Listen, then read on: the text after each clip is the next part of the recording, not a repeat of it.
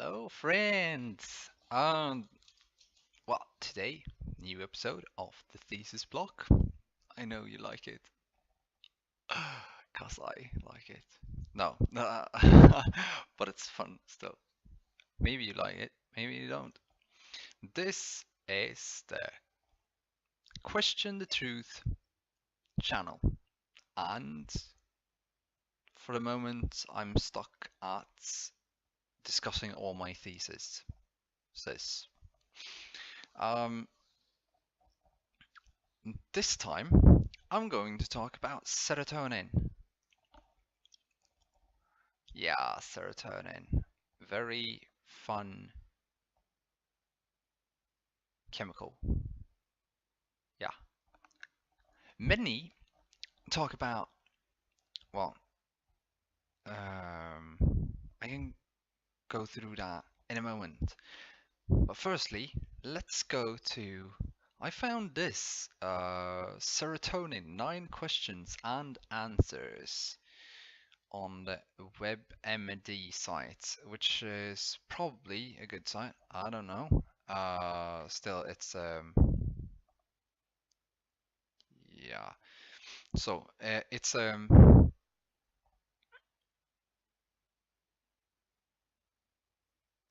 it's a medical site, obviously. Um, Ta-da! Okay, so this is the site. Then I've come across it. I've come across it like 3 times. But this is what I found because I was talking about serotonin with a friend. Because many of my friends think that I smoke cannabis. Yeah, I haven't done that since 2016. So yeah, I should no. Ignore that. So anyway, this is uh, well, what is serotonin? And here's the short answer. Serotonin acts as a neurotransmitter, a type of chemical that helps relay signals from one area of the brain to another. Although serotonin is manufactured in the brain, uh, picture, obviously. Hey, it's a brain. Nice. So, where it performs its primary functions, some 90% of our serotonin supply is found in the digestive tract and in blood platelets. I have no idea what platelets is. Okay, platelet is also called thrombocytes. Okay. Um, yeah, I can add this later on to the information. Okay, so how is serotonin made? This is really fun, isn't it? Well, serotonin is made via a unique biochemical conversion process. It begins with tryptophan,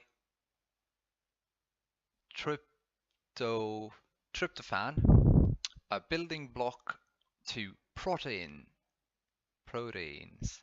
Cells that make serotonin use tryptophan hydroxylase something, a chemical reactor which, when combined with tryptophan, forms 5-hydroxytryptamine, otherwise known as serotonin. So let's check that out. Serotonin, or 5-hydroxytryptamine. Okay, hydroxytryptamine, 5-HT, is a monoamine neurotransmitter, biochemically derived from tryptophan. Serotonin is primarily found in the gastrointestinal tract, GI tract, blood platelets, and the central nervous system, CNS, of animals, including humans. It is popularly thought to be a contributor to feelings of well-being and happiness. So, yeah, when it come to this, I see this as well. Some think, and I shouldn't say I know, but I know that it's true. Why? Because I'm going to go into that later on. I'm gonna link this, but you can see this, right? This is the formula for serotonin, and many people say that, well, DMT, our bodies make DMT, so DMT, good. Yeah. So, well, I actually think that DMT is a good thing. It's still stronger than serotonin. Why is it stronger? Well, I don't know if it's stronger. It should be stronger, or maybe not. Let's take a look. So, I have it here. N-Dimethyltryptamine. I have a really well. I actually think that DMT is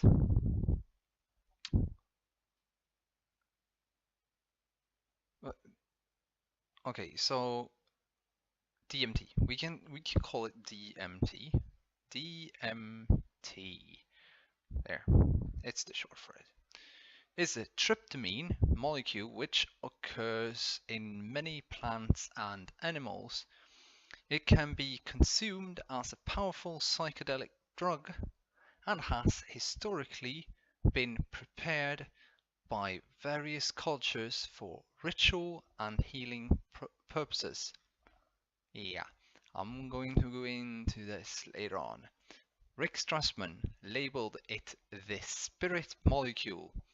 In most countries, DMT is illegal, as here in Sweden.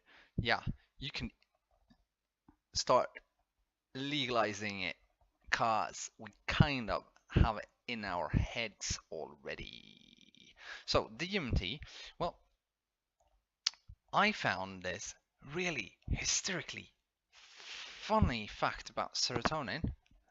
Yeah, but let's go back to serotonin, right? No, not that serotonin, this one. So, what role does serotonin play in our health?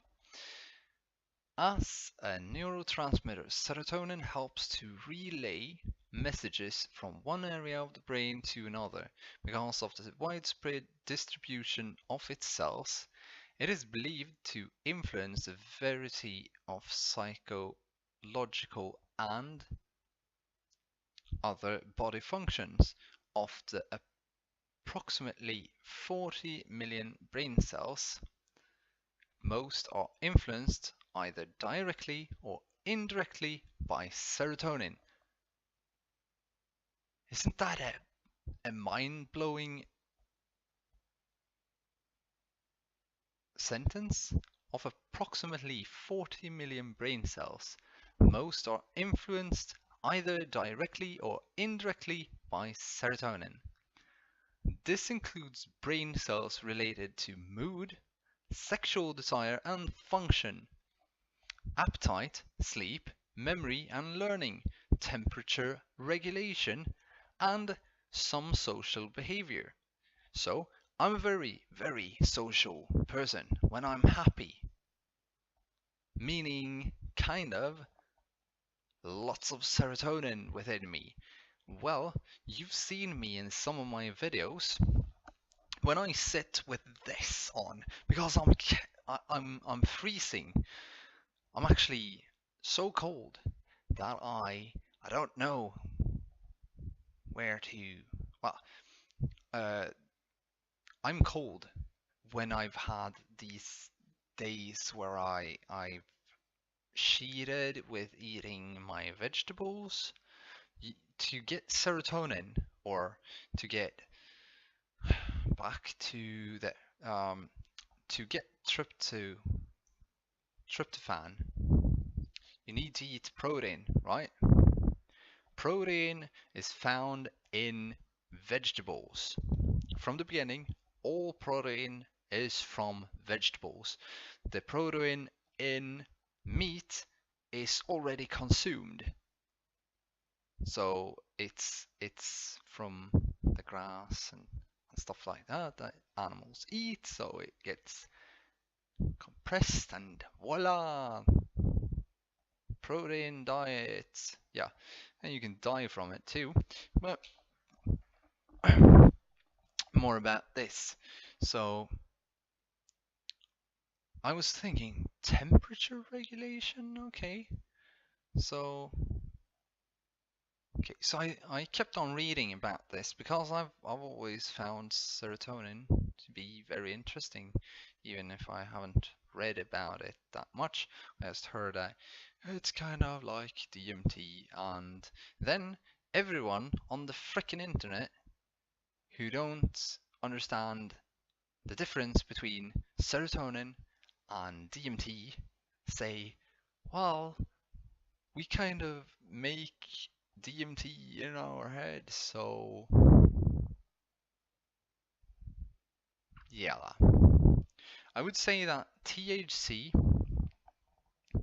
since and DMT and LSD are more or less like MAO inhibitors. Now I'm gonna go into that in a bit. In terms of our body function, serotonin can also affect the functioning of our cardiovascular system, muscles, and various elements in the endocrine system. So the vascular system is the blood system, right? I know that it's not only serotonin that's very, very good for the cardiovascular system. It's also vitamin C, and you also have nitrates um, from from not from meat, but from vegetables. They're categorized in the same box, but they're totally different from each other because the one from meats cause cancer and the ones from vegetables doesn't. Anyway, um, researchers have also found evidence that serotonin may play a role in regulating milk production in the breast, and that the effect within the serotonin network may be one underlying cause of SIDS, sudden infant death syndrome. So, check the mother. Obviously, the mother is really, really freaking depressed, right?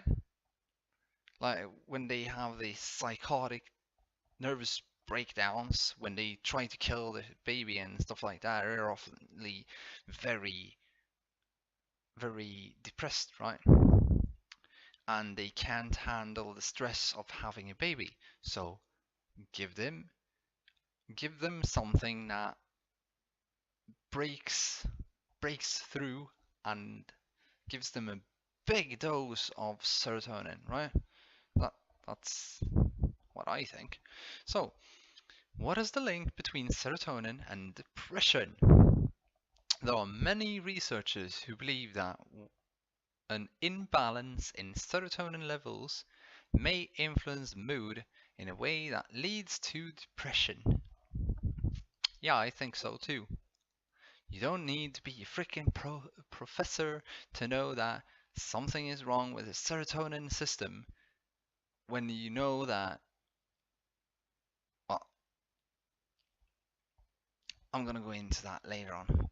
So, possible problems include low brain cell production of serotonin, a lack of receptor sites able to receive the serotonin that is made, inability of serotonin to reach the receptor sites, or a shortage in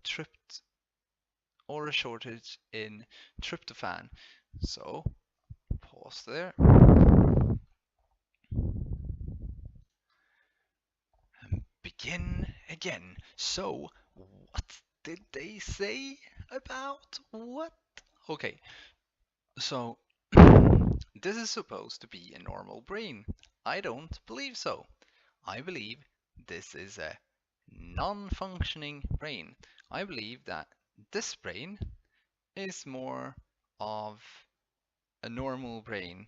Don't I need to explain later on, so don't, yeah. So you have this. This is the depressed brain. You can see the depressed on the bipolar, right? So the bipolar, if this is not enough serotonin, this would be an overproduction of serotonin. So what's making the overproduction, right? Well, perhaps a very, very happy person. I'm gonna go there later on. So, let's see. La la la la la la la la la. A lack of receptor sites able to receive this serotonin that is. Okay, wait. Possible problems include low brain cell production of serotonin and lack of receptor sites able to receive the serotonin that is made, inability of serotonin to reach the receptor sites, or a shortage in tryptophan, the chemical from which serotonin is made. If any of these biochemical glitches occur, researchers believe it can lead to depression, as well as obsessive compulsion disorder, anxiety, panic, and even excess anger. But I have something to discuss there. I'm just gonna wait until I've read all the 9 questions and all that has to do with it, because this is interesting. And I will also link this in the description so you can read it yourself later on, right? So, one theory about how, well, I can't stop it right there. So I should have made an empath video before this one, but I haven't because I was lazy. So I'm gonna make this one, then I'm gonna make an empath video. But when it comes to excess anger, it's not the anger from the person that has, well, there's a lot of anger in people that aren't happy.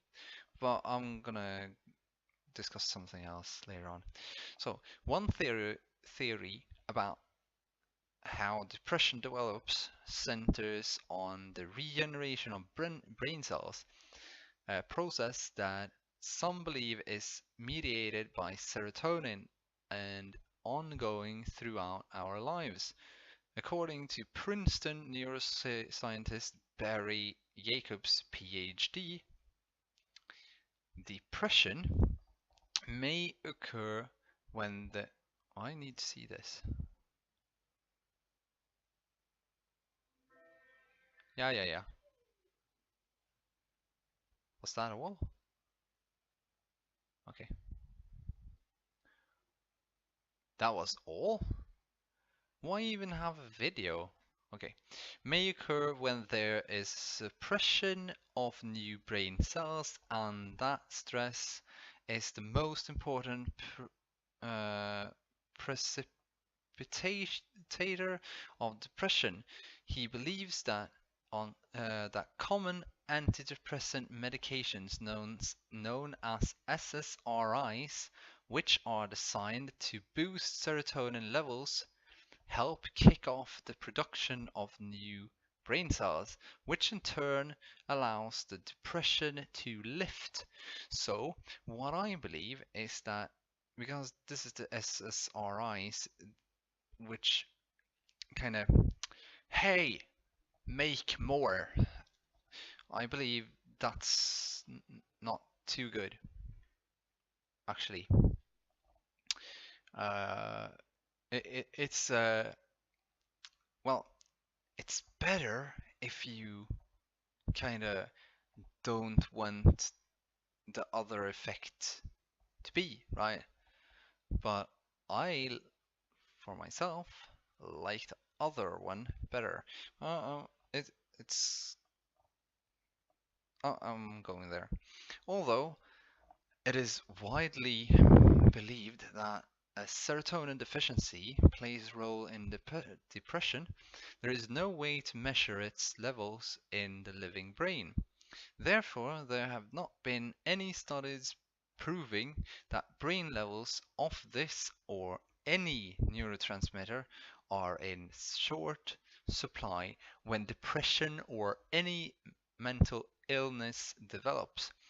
Blood, oh, sorry, blood levels of serotonin are measurable and have been shown to be lower in people who suffer from depression, but researchers don't know if blood levels reflect the brain's level of serotonin.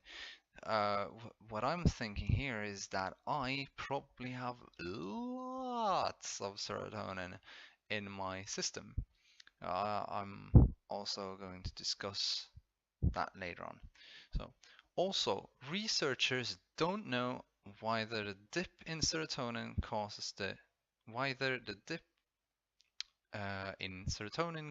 depression or the depression causes serotonin levels to drop.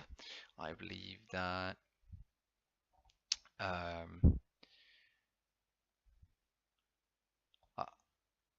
I can talk about that later. No, I have to say it now. So when it comes to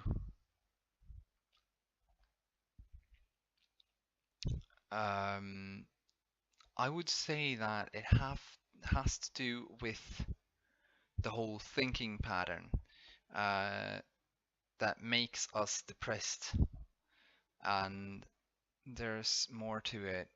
I should take that later. Yeah. Antidepressant medications that work on serotonin levels, SSRIs, selective serotonin reuptake inhibitors, and SNRIs, serotonin and norepinephrine something reuptake inhibitors, are believed to reduce symptoms of depression, but exactly how they work is not fully understood. The thing is, when you're happy, serotonin is made, right?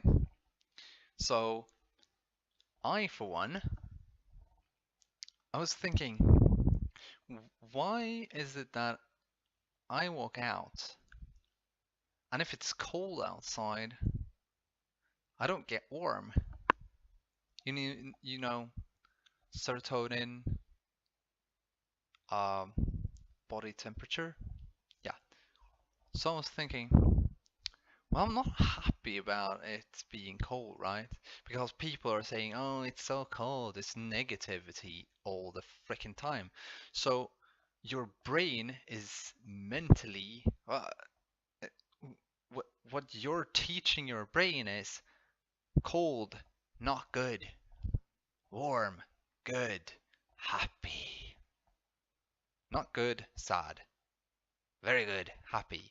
Sunshine. Rain. Are you happy when it's raining? I'm actually smiling. Na na na na na. Well, because I've come to this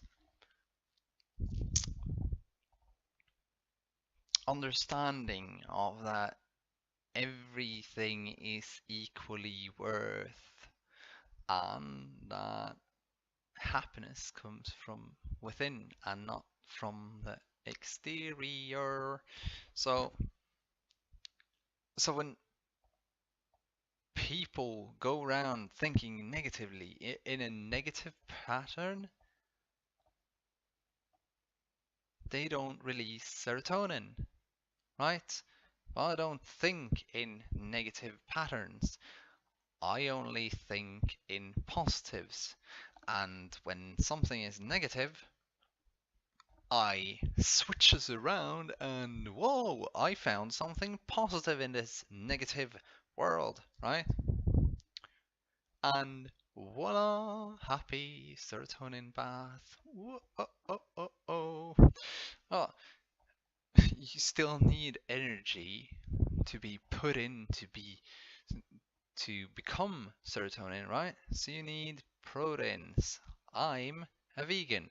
I believe you shouldn't eat meat at all. It's, first of all, murder, kind of. Have you seen any at all? Any vegans being, well, the world is so freaking negative. I can't live like this. Well, I've seen some, but the really, really good vegans out there, they're happy all the time. Wonder why? Okay, I'm gonna give you secret. Can diet influence or supply our supply of serotonin? It can, but in a roundabout way, unlike calcium-rich foods, which can directly increase your blood levels of this mineral. There are no foods that can directly increase your body's supply of serotonin. That said, there are foods and some nutrients that can increase levels of tryptophan, the amino acid from which serotonin is made. So protein-rich foods such as meat or chicken contains high levels of tryptophan. And now you're like, meat, fuck yeah!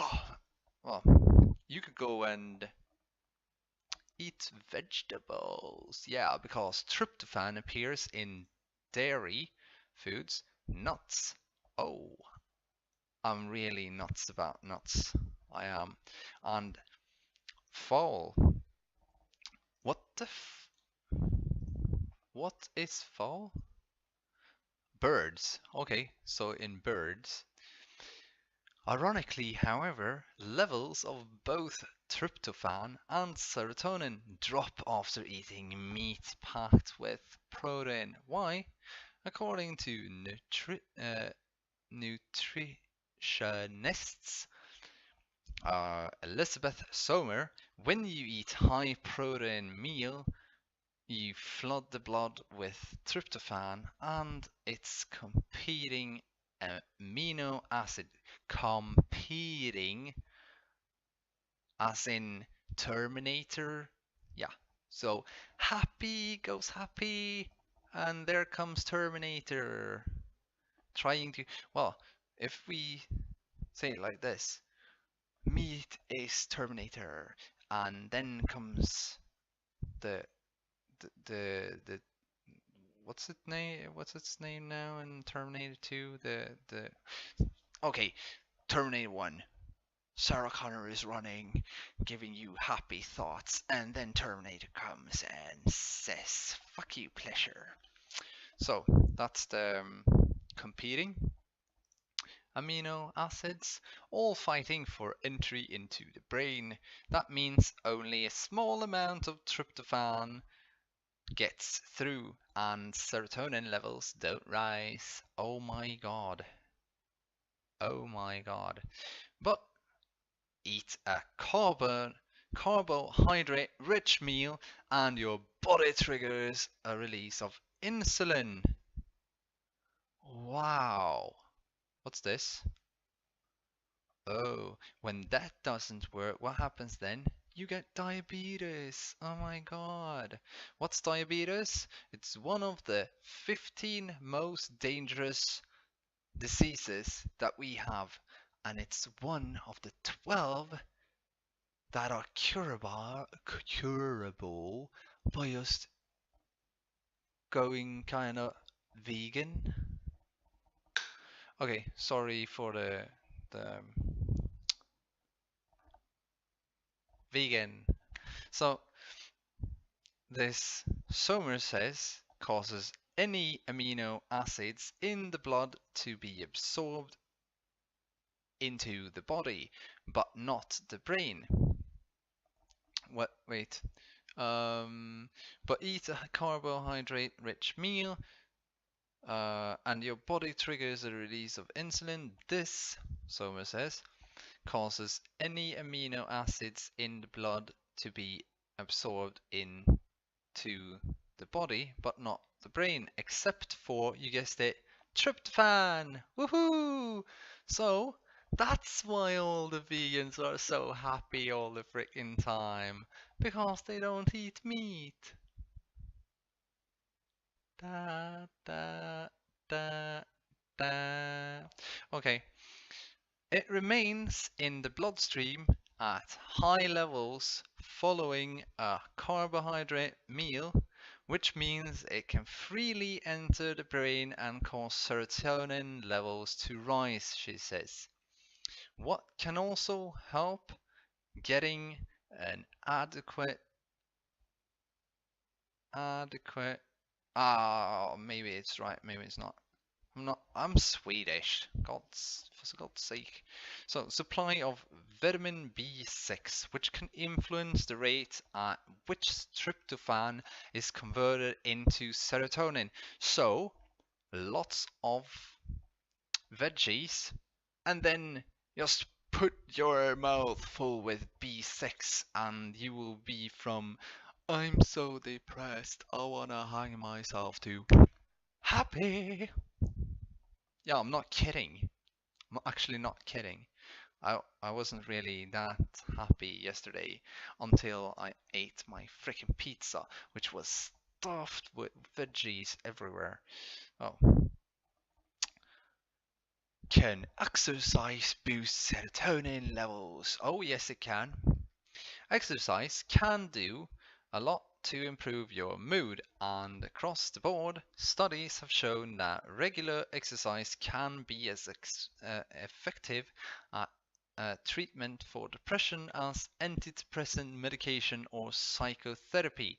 In the past, it was believed that several weeks of working out was necessary to see the effects on depression, but new research conducted at the University of Texas at Austin found that just a single 40-minute period of exercise can have an immediate effect on the mood.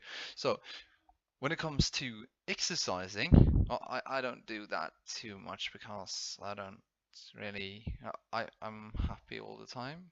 I kind of like who I am and everything, even if I have this little belly button or belly here, this thing. Well, the thing is, when you train and you see the results of well, you're not too happy when you're training, but when you feel the efforts or feel the changes in the body, you get happy. And when you get happy, you get serotonin. Wow, shooting rockets. Fireworks. Okay, so enough about that. That said, It remains unclear of the exact mechanism by which exercise accomplishes this. I just told you what did. So, stupid doctors. While some believe it affects serotonin levels, to date there are no def definitive studies showing that this is the case. I believe if you're happy, you get if you have this happy, positive thinking, you will release serotonin. This is how the brain freaking works. If you think in positives, your brain will release serotonin and you will get happy. Serotonin is more or less um, DMT. Yeah, so it's a psychedelic in your head. Psychedelics do what? Oh, make you happy. Yeah, so people are using psychedelics to what?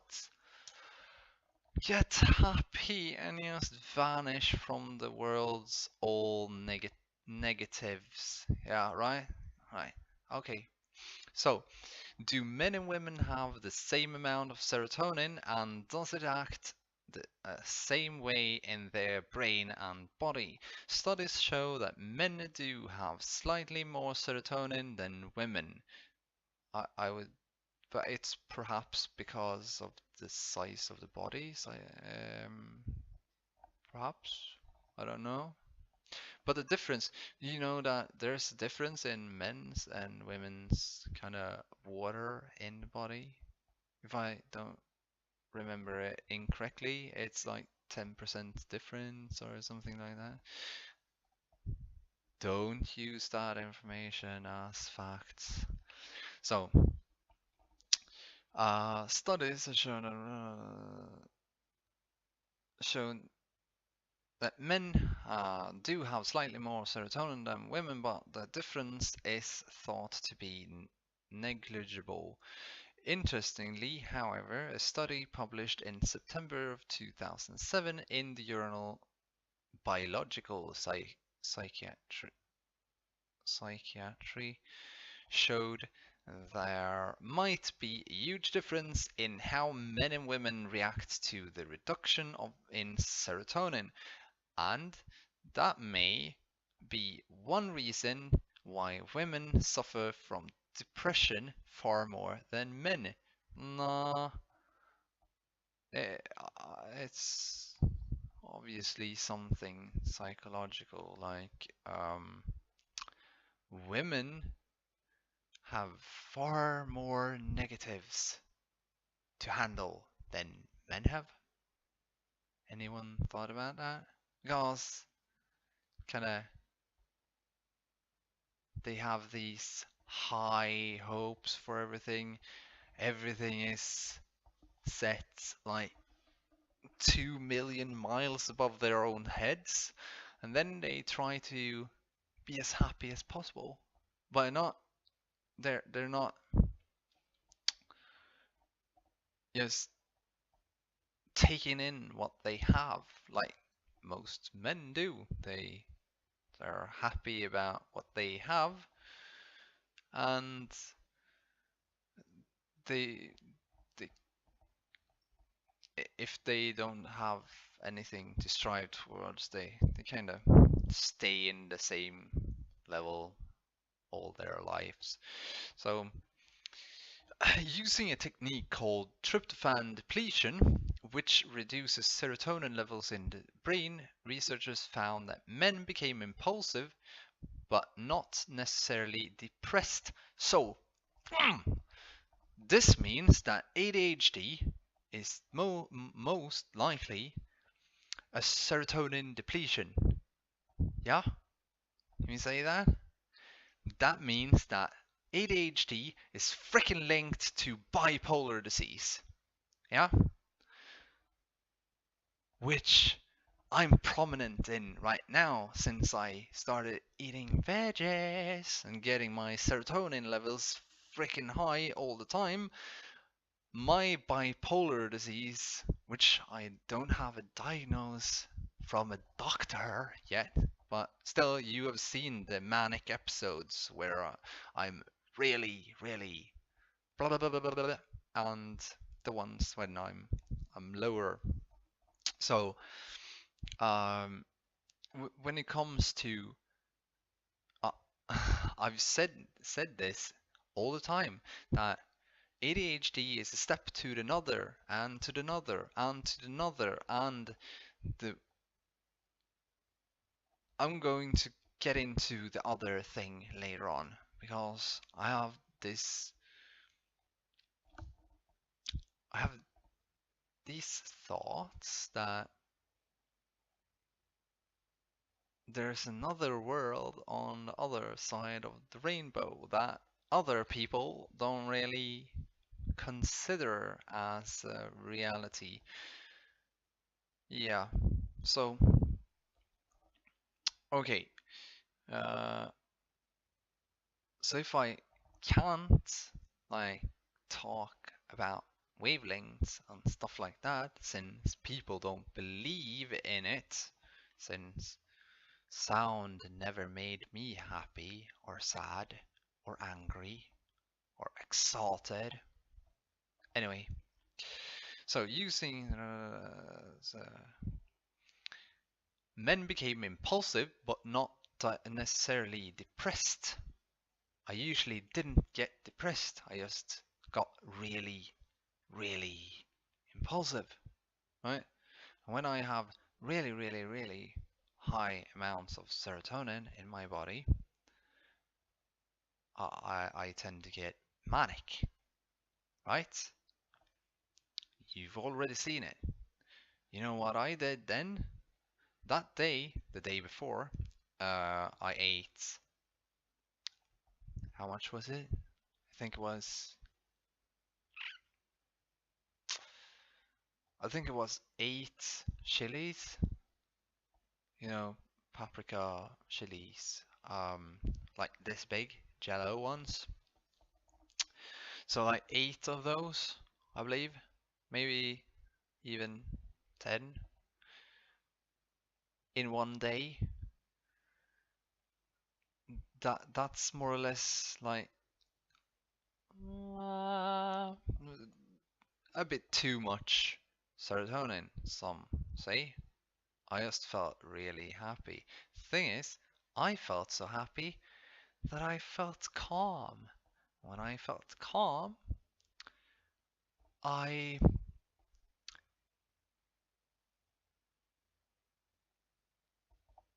just felt the whole day getting longer. How did everyone else perceive me? Well,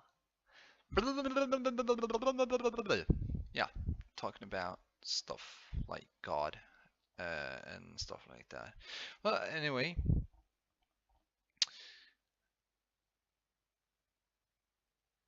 more later.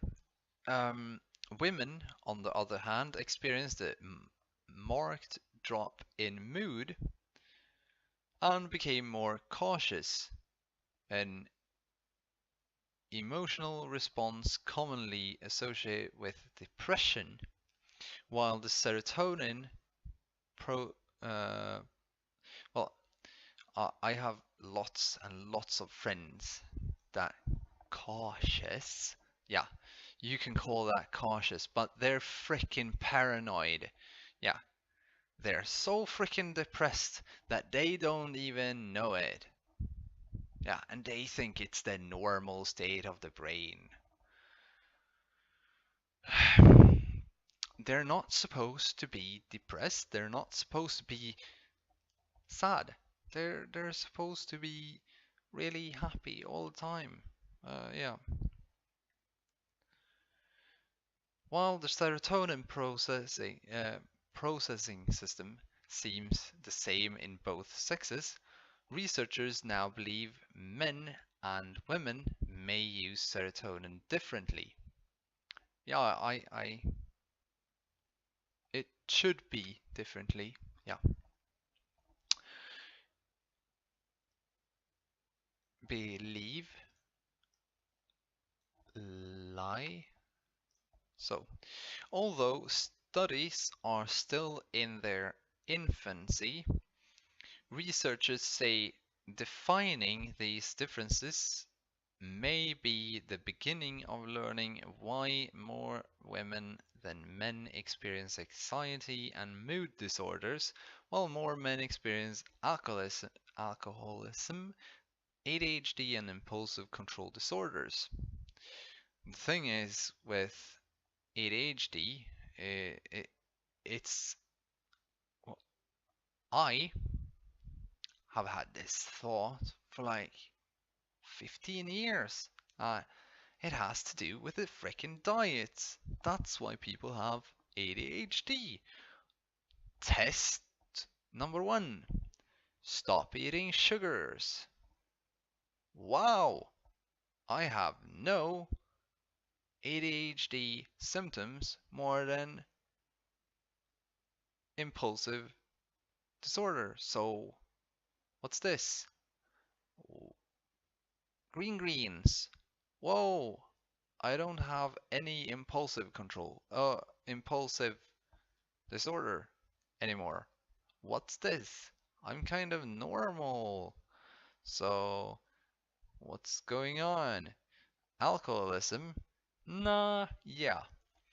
You know why people drink alcohol? Because they want to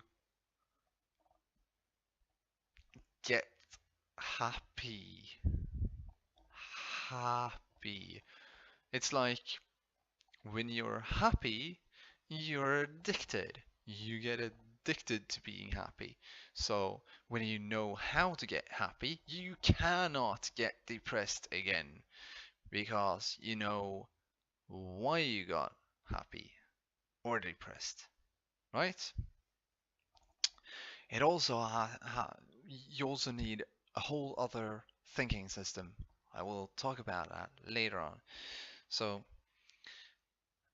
there's also some evidence that female hormones may also interact with serotonin to cause some symptoms to occur or worsen during the premenstrual time, during a postpartum period, or around the time of menopause.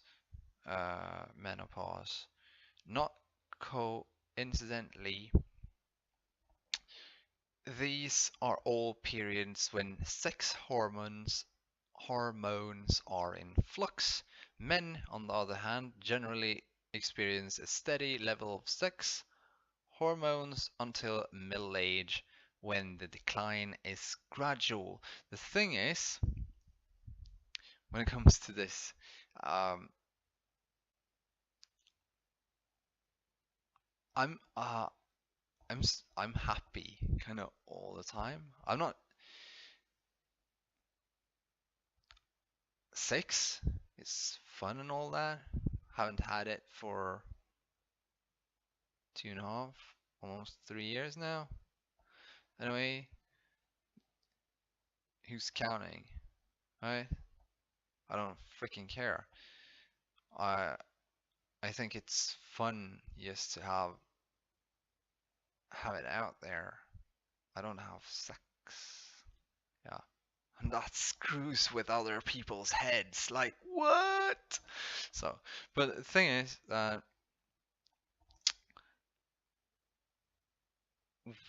when you, it's not enough just being happy. You need to understand more things. I never stopped questioning. So, always question the truth, right? That's what I've been doing.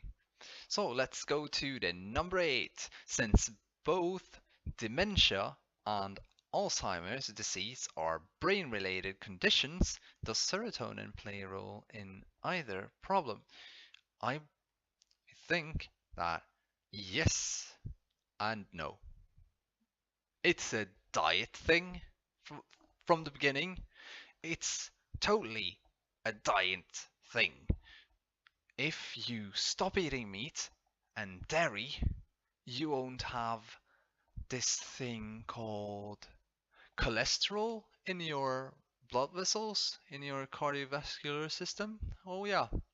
What happens then? Well, all the neurotransmitters will be working since they don't get plaque on their endings, right? Right? Because the plaque is there because there's kind of a still in the blood vessels. If you have, let's see, here is a neurotransmitter, and this is the blood vessel, and this is the cholesterol saying snip snip, you're not getting any blood towards this place. And when you do that, you will build up like cholesterol and calcium. I believe that, I actually think that calcium is partly to blame and also cholesterol plus our own immune system for the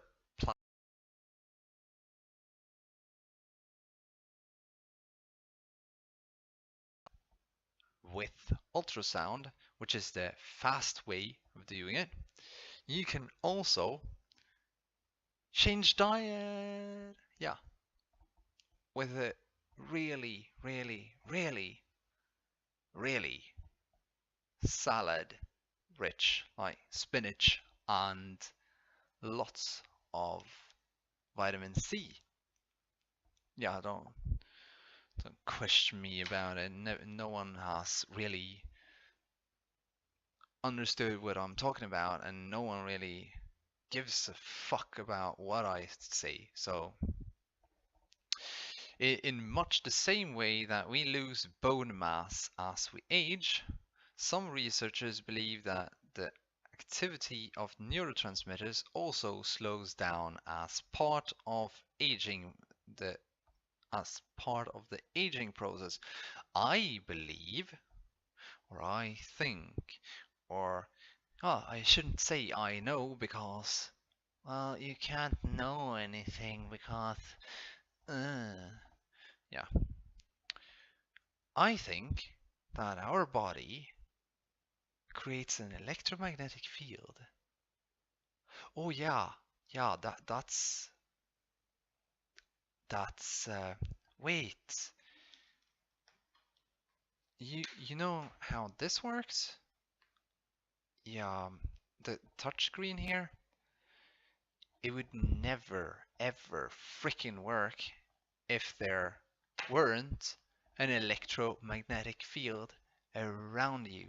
That's also why they have this extra what's it called, component in here that kind of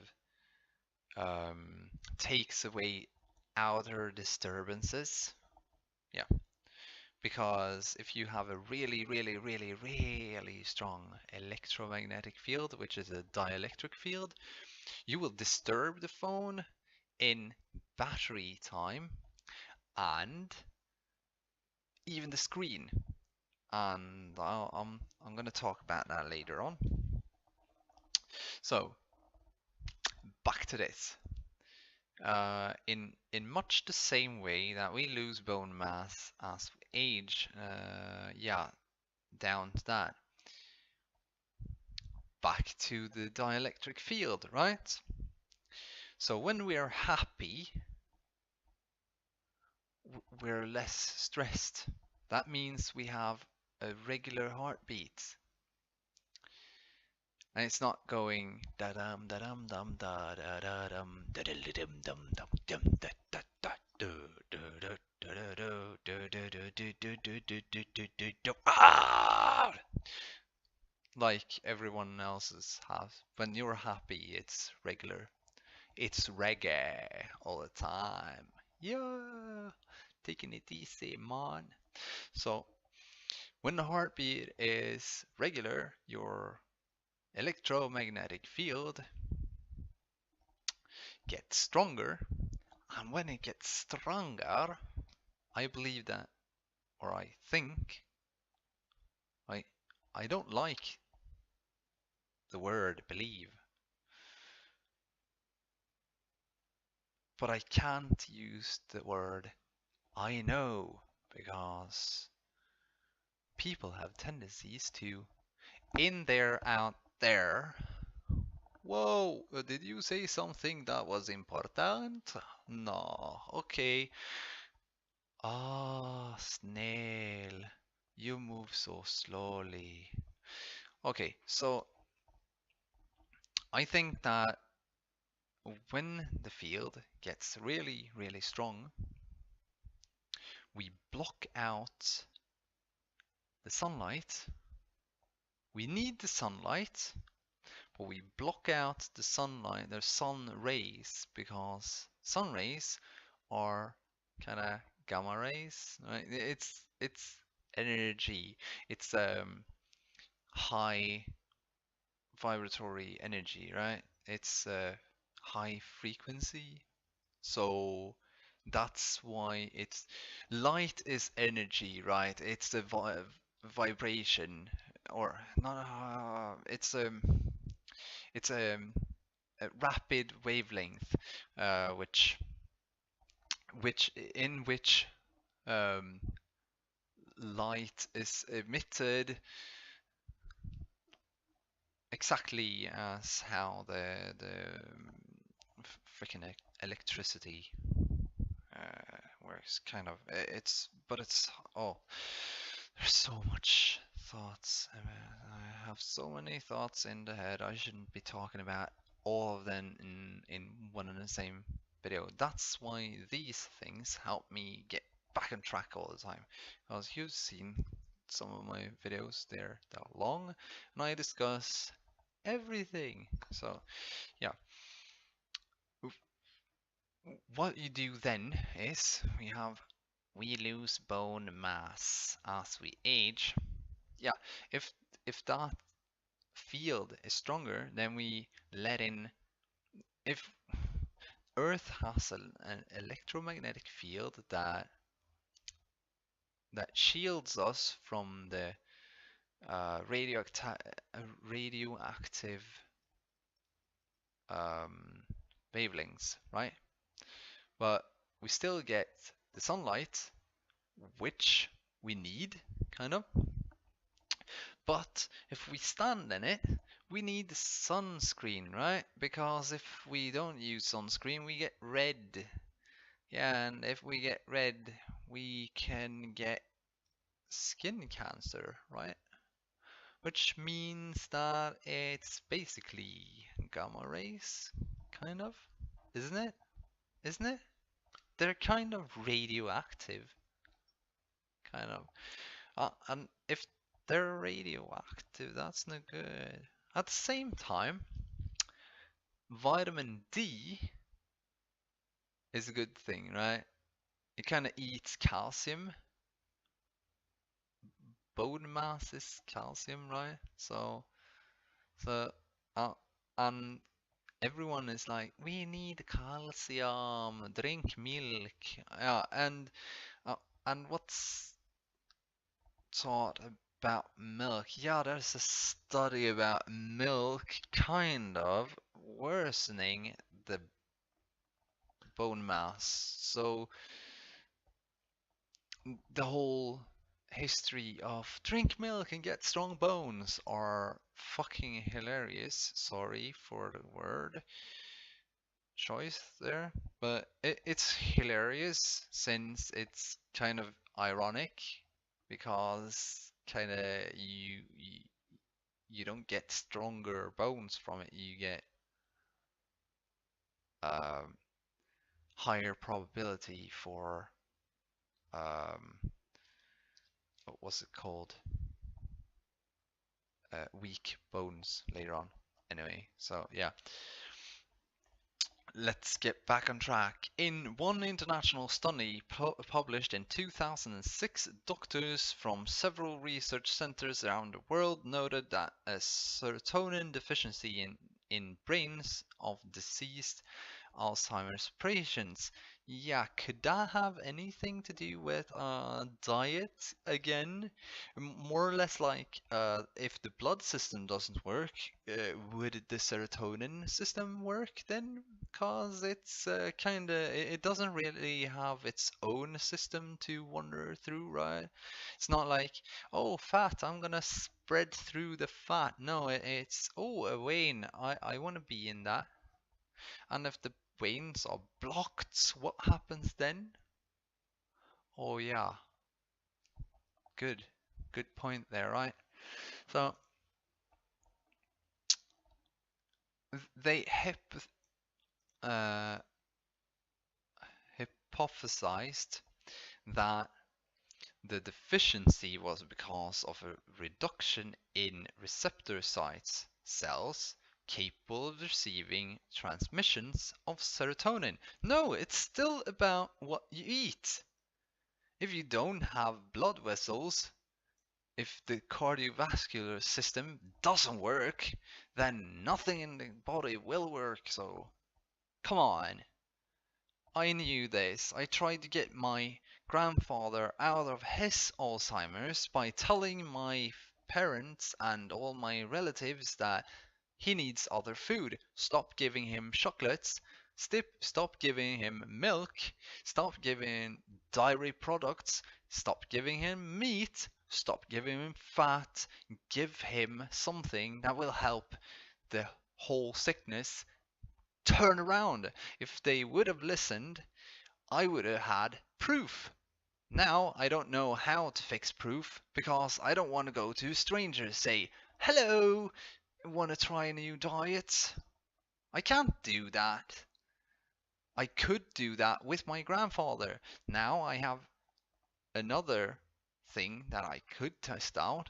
I have more than enough of relatives that have diabetes. Just change the freaking diet and you're off with the problem. The in your body you have glands, and they're like balloons in the cardiovascular system. So what happens if you kind of take a balloon and straws and you get water through them, and if you then take something that would act as, like, say fat, and it's cold water going through, what will happen then with the fat? It would what? Yeah, something about getting sticky, right? And it would get cloggy. Yeah, it would clog the glands, right? So the insulin won't work right. You have it down here, right? Somewhere here in this vicinity. There you have one gland that creates insulin. What happens if that gland would have... Oh, the blood can't get in there. Whoa, what would happen then? Well, the insulin can't get out, right? So it would be stuck in that gland every freaking time you would eat something. So you would need external insulin, right? Yeah, that's what's happening right now, I believe. I know that if you change your diet and you prep your body with a high amount of nitrates and vitamin C, and you get your body temperature up by high dosages of serotonin, or what was the name of it now again? Um, oh, sorry, get back. High amounts of tryptophan. So if you eat something that are of high amounts of tryptophan, like say broccoli, it should have a lot of tryptophan since it's one of the greater intakes of protein, right? So if you eat lots of broccoli and spinach, Popeye the Sailor Man, whoop, whoop. And a lot of, say, chilies, what will happen then? Perhaps it would go away. So right now, uh, I have lots of people, lots of friends that are schizophrenic, that are diabetes, uh, that has diabetes, type 1, type 2, and relatives that have diabetes, type 2, and I had a grandfather that had Alzheimer's, but no one listened, so he died last year. Well, I can't trouble other people, but perhaps someone in this video will see it and change their diet and go strict on a diet. No fat, no processed fat at all, and just natural, raw things. Like raw. When it comes to the broccoli, if you cook it, then the water gets yellow, right? Or green yellow. That's not good. The water should still be crystal clear. That means that all the nitrates are still in the broccoli. And if the broccoli is getting brown, it's kind of dead. That means no energy in it. Throw it away. Still, you need to like boil it. You can't boil it. You need to have it in water in kind of low temperatures, like within 50 degrees. So it just gets the, well, it takes longer time, but it does work. I ate a lot of broccoli and yeah. Anyway, so they transmission at least hypothesized that the deficiency was because of reduction in receptor-site cells capable of receiving transmissions of serotonin. And that has to do with the diet, that the receptors get plaque on their ends because of calcium and cholesterol, and we have something in the blood that is like, this is not good, jump on it, and they kind of make the plaque. I saw a video about this like 2 weeks ago, so it's kind of new to the to the research world.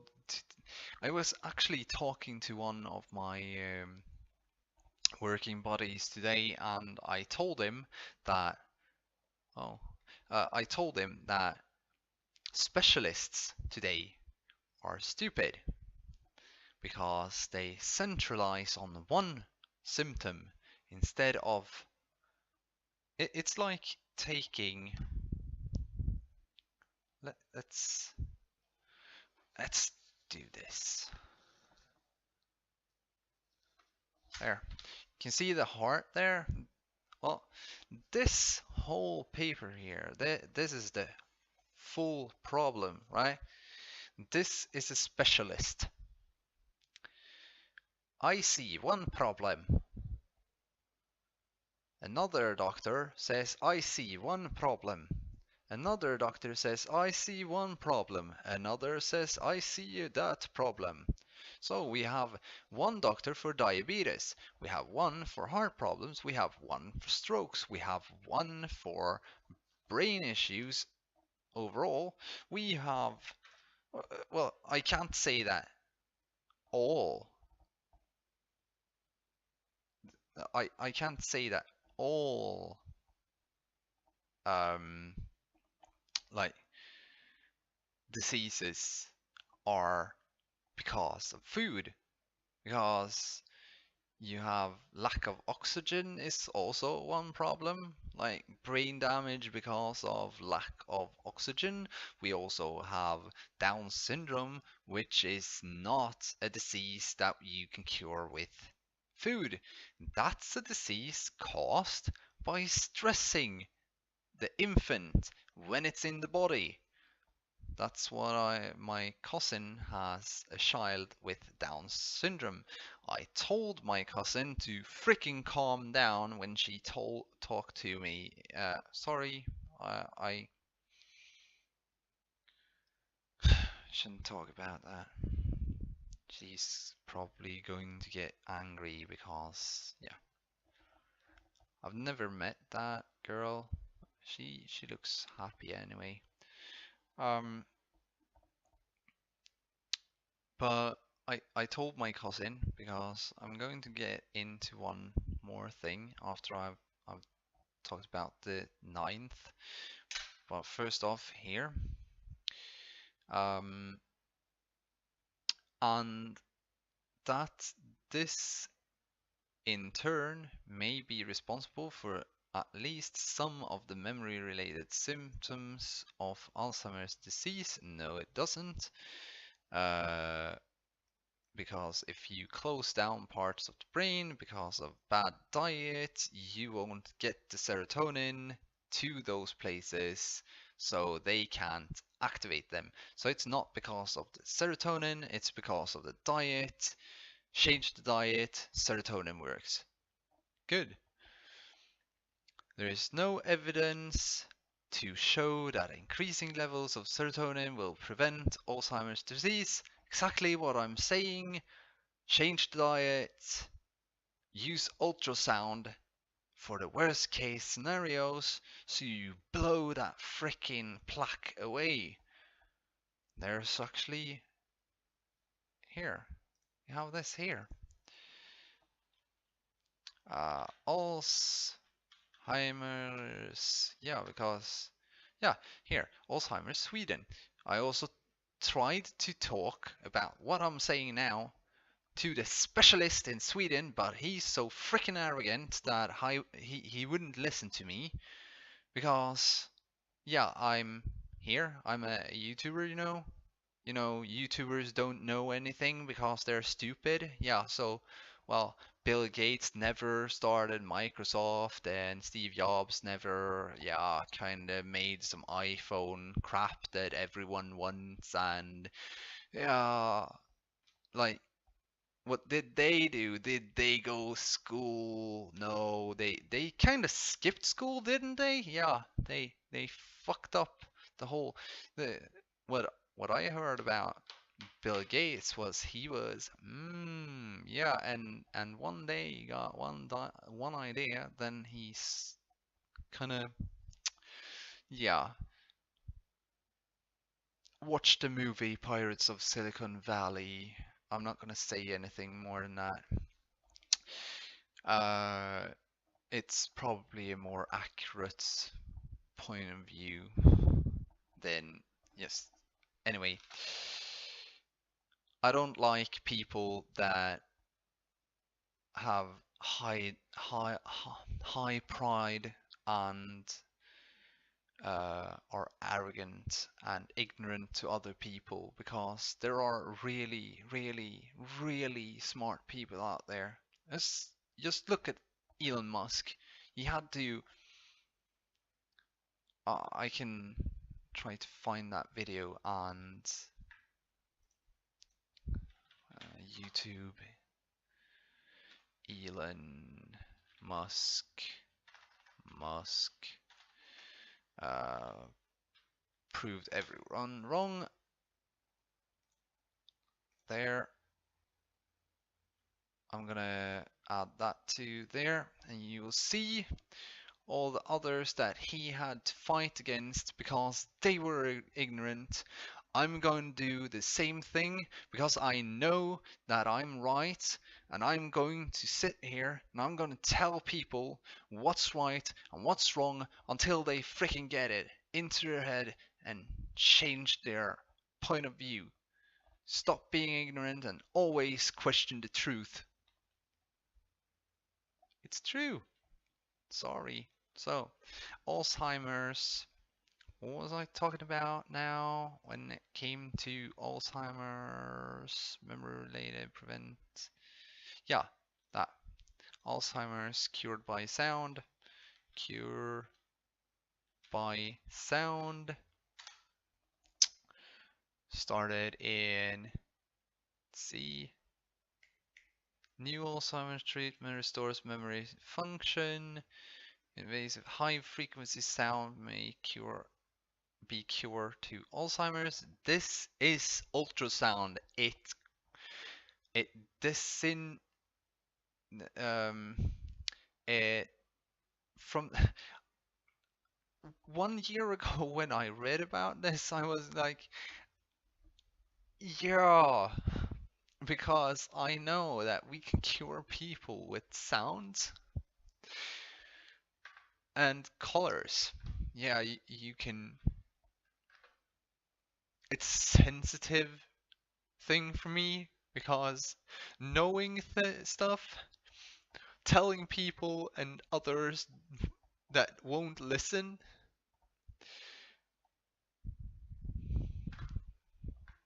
you get so frustrated that you get angry, and when you get angry, no one will listen. So anyway, I read about this, and they were like, oh, we don't know why it works. We just know that it works. And then it took like 6 more months, and they were like, oh, it's plaque. It's destroying the plaque. And I already knew that it's destroying the plaque because the sound.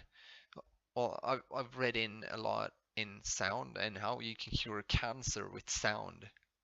Yeah, you can do that.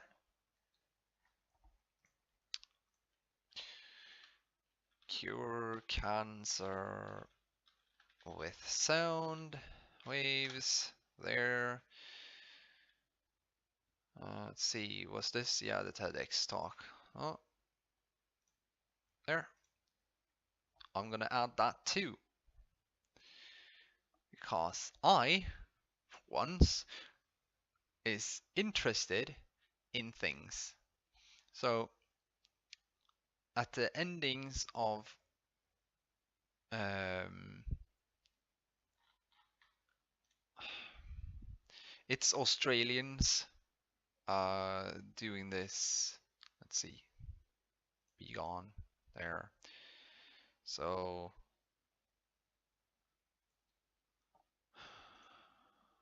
if I can find a good one, this News the Guardian. Could have been good if there were some other stuff there. I've been reading in to things that people see as pseudoscience because they don't understand it, and I'm tired of ignorant people. See here, the technique works by stimulating microglial cells, which form part of the brain's immune system, to engulf and absorb the plaques.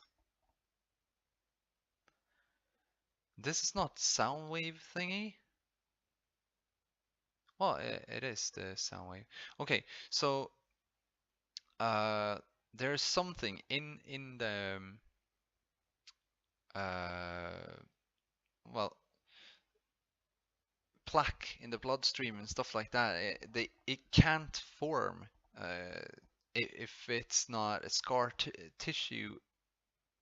in the tissue in the blood veins.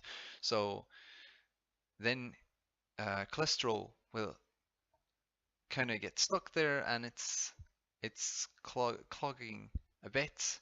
And then you have all the other stuff that goes through the blood veins, right? Like calcium and stuff like that. Not everything is in the red little blood cells, you know. And when the body reacts, if I would cut myself now, what would be the first thing that comes? Like, it would be first the blood, right? And then I think it's the white blood cells that comes, the blood plasma. It's the blood plasma is basically the immune system. So it stops the blood and it kind of starts to heal the wound. It's the same thing within, but in this case, it kind of I'm going to go and heal this um, wall of lard here, and that will so that will kind of lie flat on the cholesterol, and when it does that, it will harden so that the blood can go past it. That's what it does. It hardens it. It kind of acts like new tissue till it heals. And if the cholesterol is in the way, cholesterol is not good for your body. Not all everything. I've tried to talk to my friends. You, if you have a car, you fill it with gas, and you drive 1 meter.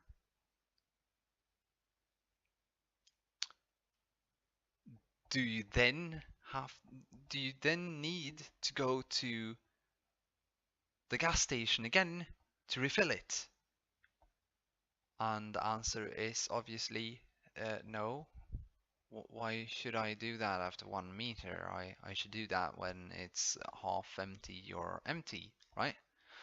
So why would we be like sitting on our asses and refilling filling up the gas all the time? Like, why would we eat all the freaking time on regular times? This is why people get fat, because they eat too freaking much, and obviously the whole world understands that, oh, they're eating too much. But and then they're like, we need to get them training. Yeah, that's a good thing. But if a person starts to train and see the results, they're like, serotonin, smack, smack, smack, smack, smack. Yeah, and now they're only getting happy when they're training. Yeah, so they're training, and to get this training high over and over and over again, they need to train harder and harder and harder and harder, and the more harder they train, the more they strain their body. And the heart is kind of how our time works. That's what I think anyway, that the we live longer, the calmer the heart is, the calmer the wavelength of the heart is, the longer we live because we don't stress. Yes. And the serotonin will be in our blood, and when it's in our blood, it will go to the head, and then it will go through the brain and be everywhere. If your bloodstream is slow, you will. I'm going to talk about that in a moment.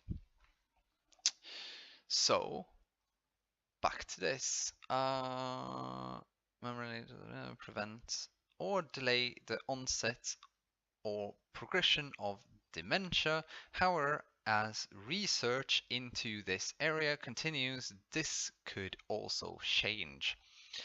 Okay, so let's see here. What is serotonin syndrome? Yeah, you've heard about it if you're on drugs sometimes, right? I have had friends and stuff like that. Many say I can take that afterwards. SSRI antidepressants are generally considered safe. I would say so too, because they're not like doing what the mouse are. But I like the mouse because it kind of shocks the body. However, a rare side effect of SSRIs called serotonin syndrome can occur when levels of this neurochemical in the brain rise too high. I'll go into this later on. It happens most often when two or one more drugs that affect serotonin levels are used simultaneously.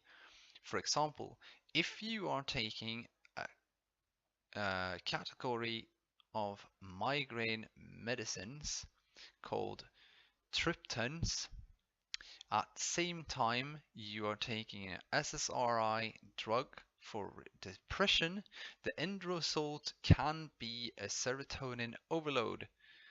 The same can occur when you take SSRI supplements such as St. John's wort.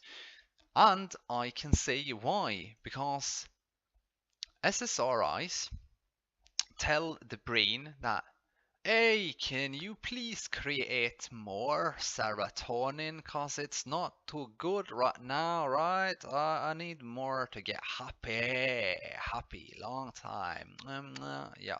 So it, it it's more or less like you're a tunnel and in comes the frickin' ship.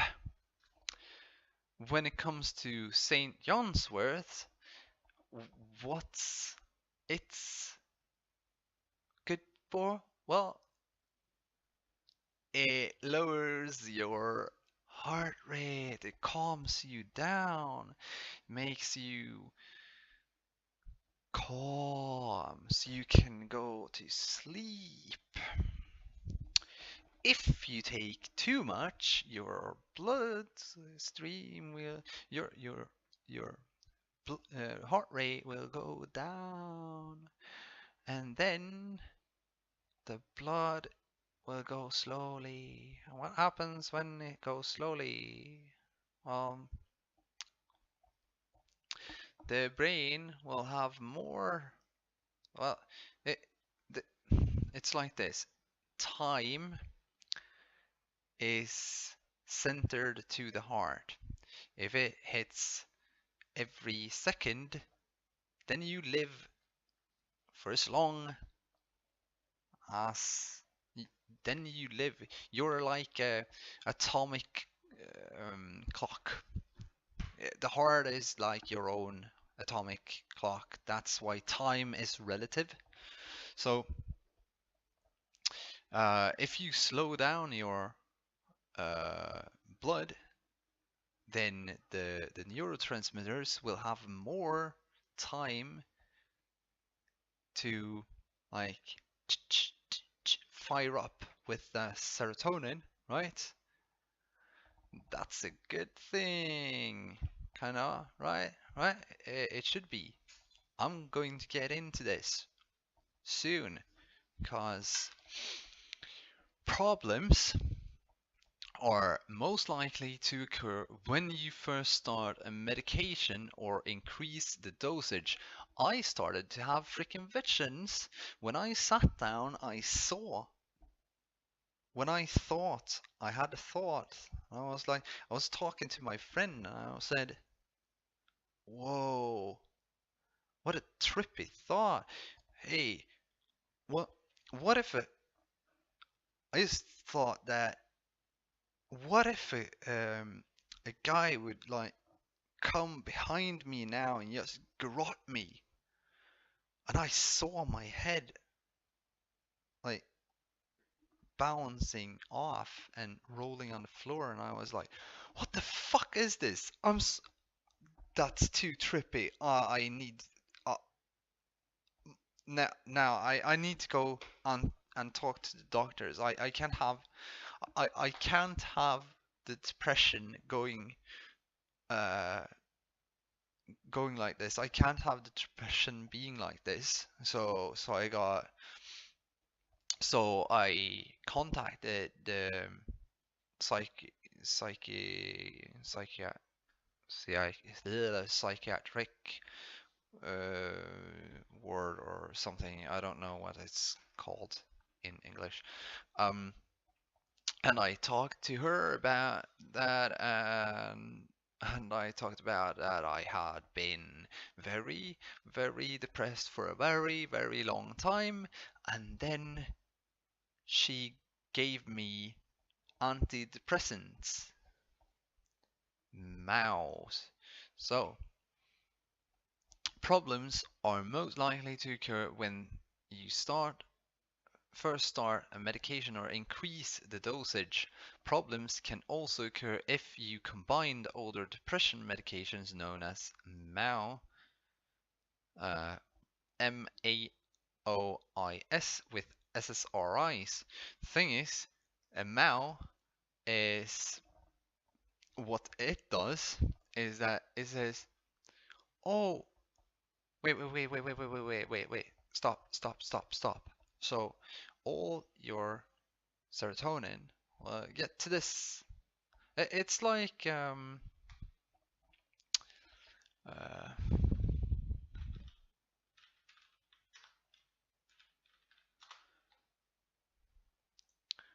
I'm taking it in Swedish. So it's like this. So it's like this.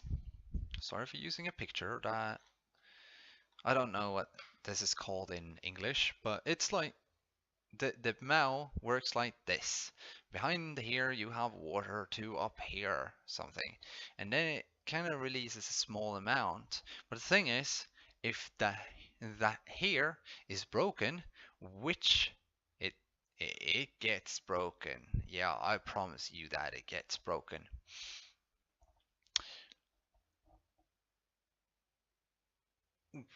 When it breaks, something else happens. Finally, recreational drugs such as ecstasy or LSD have also been linked to serotonin syndrome. So, I have a friend. He's younger than me. He looks like he's kind of 6 years older than me or something like that. Um, he's 2 years younger. He's played around a lot with ecstasy. The thing with that is that it kind of speeds up everything. That's why it's called nicknamed speed. It speeds up everything, so everything kind of moves very rapidly. Uh, or rather, what it does is it's slowing you down. Yeah. So it for you, the outside world is like really, really fast. Thing is, others will also think that you're really, really fast in your movements and stuff like that. The thing is that you are going really slowly within your whole body.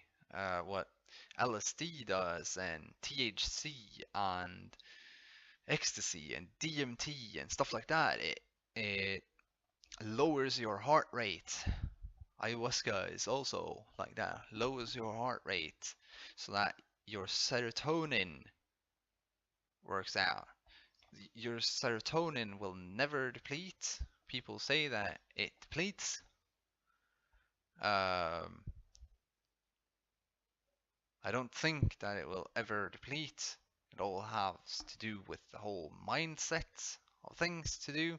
So, symptoms can occur within minutes to hours and generally include restlessness.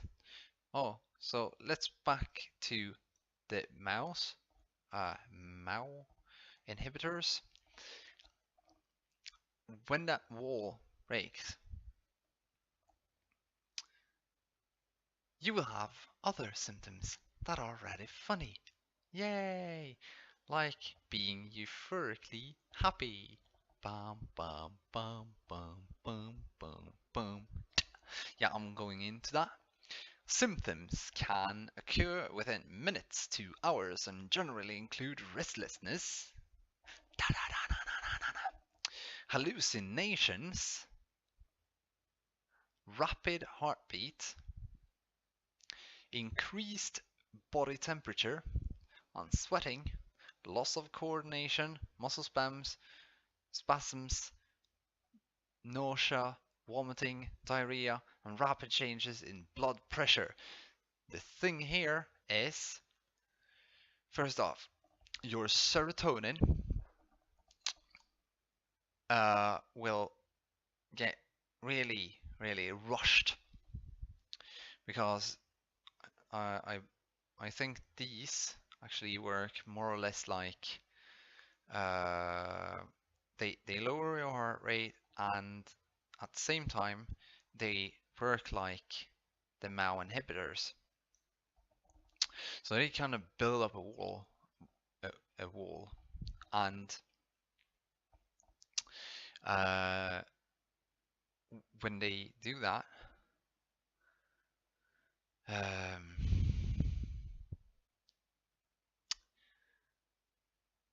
your heartbeat will go up because it wants the serotonin and it tries to pump serotonin because hey, you should be happy now. Woohoo! Why are you happy and not getting any serotonin? Let's raise the heartbeat. Let's raise it. Why isn't it working? Let's raise it more, more, more, more. Raise it more. And this didn't happen to me. My heart didn't raise. The one thing that did raise was my body temperature. Holy fuck. I woke up at 4 a.m. in 4 in the morning. My back was burning, my hands was burning, my feet were burning, I thought that I was going to spontaneously combust. That was what I thought. That was what I had in mind. I was sweating like a pig. I didn't have a loss of coordination. I didn't have muscle spasms. I didn't have nausea. I weren't vomiting, but I had diarrhea. I was drinking water with lemon in it. Uh, and for 3 days, I had a diarrhea where I I just shit shit. It was water.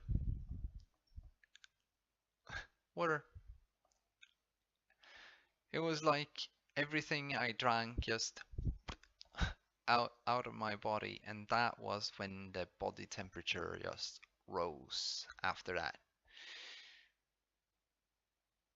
And to get the body temperature down, I drank some water, and it flattened down to me getting cold instead. This is where I'm actually a bit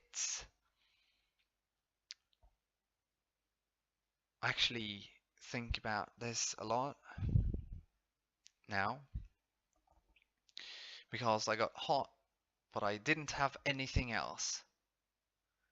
Uh, Rapid changes in blood pressure. I I I don't have an I don't know. The thing was that I was really really happy for a very long time. I was happy for 3 months. I also had friends saying, "You have a psychosis. Eh, it's not normal being happy like this."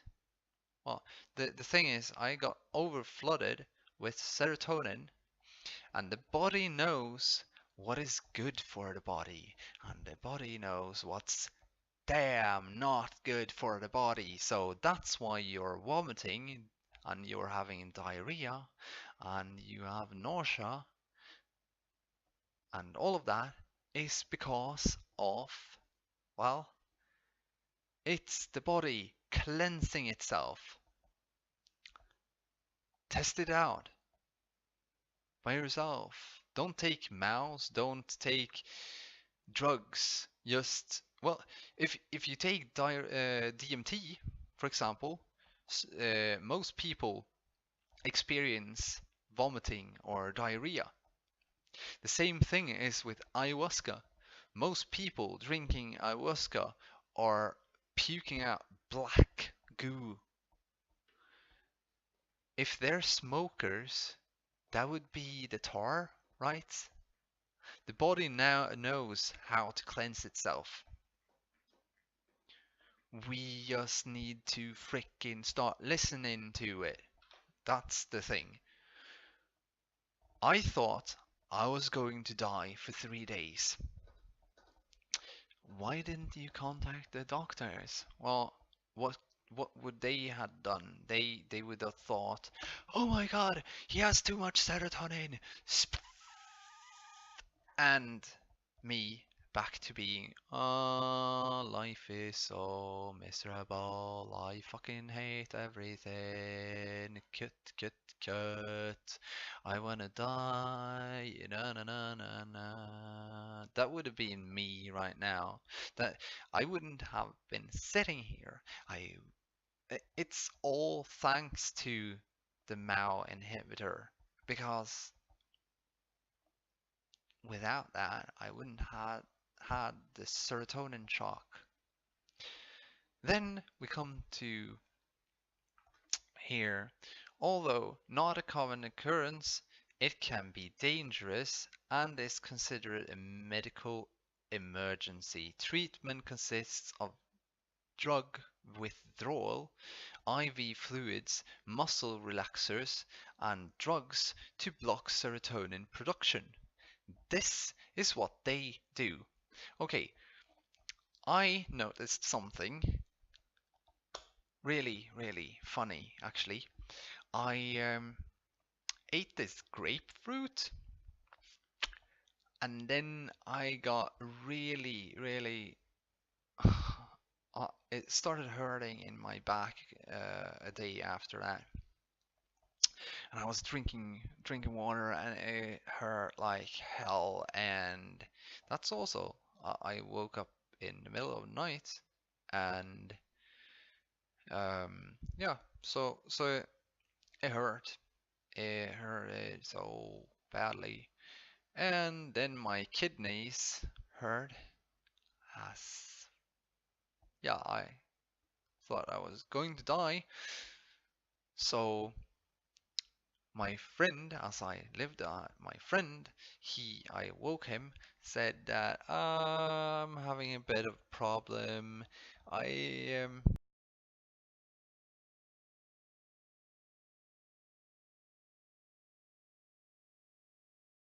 and drinking water doesn't really help either.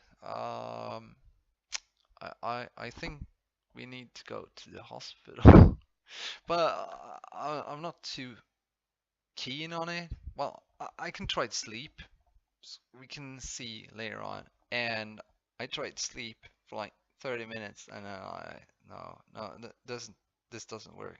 This is good.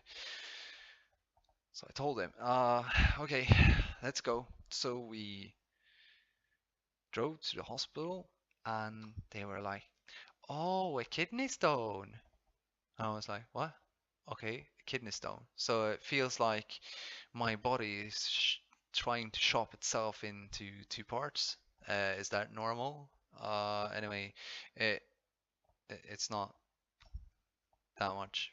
I really had a worse time getting the needle, um, which was let's see, I need to search.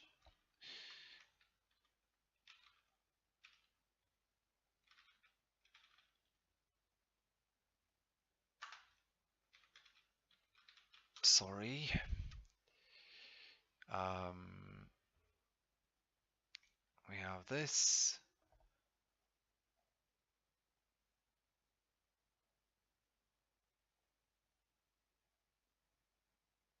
I don't know which one of it. Let's say isotonic sodium chloride solution. No, that sounds dangerous. Anyway, it's water with salt in it, kind of. It's so it's a sodium chloride solution. So um, so they they gave me salt, and the kidney stone is kind of salt and plaque. So like, this is kind of ironic. To stop the kidney stone, I need to give the body more kidney stones.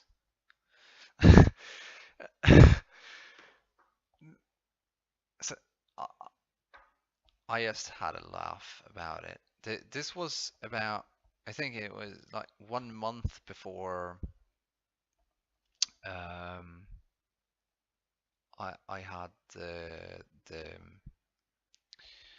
serotonin syndrome, like which people told me that I had a psychosis. The thing is, when you get that, and you will go through kind of a life review. Uh, you will see everything like in a chain if you get your heart rate down. This is what people talk about when they have the Kundalini experience. They see their whole life in a chain of actions, and from that they learn what is right and what is wrong. And I kind of had, they don't have the serotonin syndrome. If you get more serotonin in your body when that happens, you will also experience um, the really beautiful state of now. It's like time stops.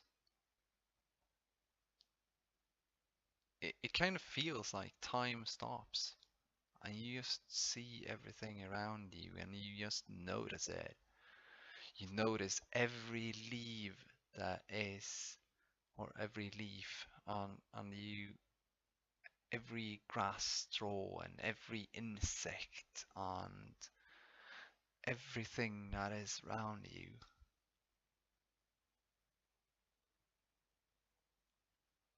And it's beautiful.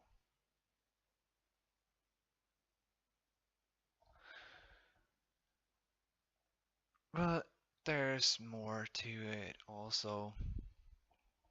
Of course, there always is.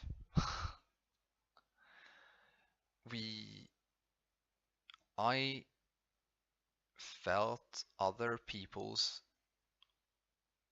heartbeats and feelings.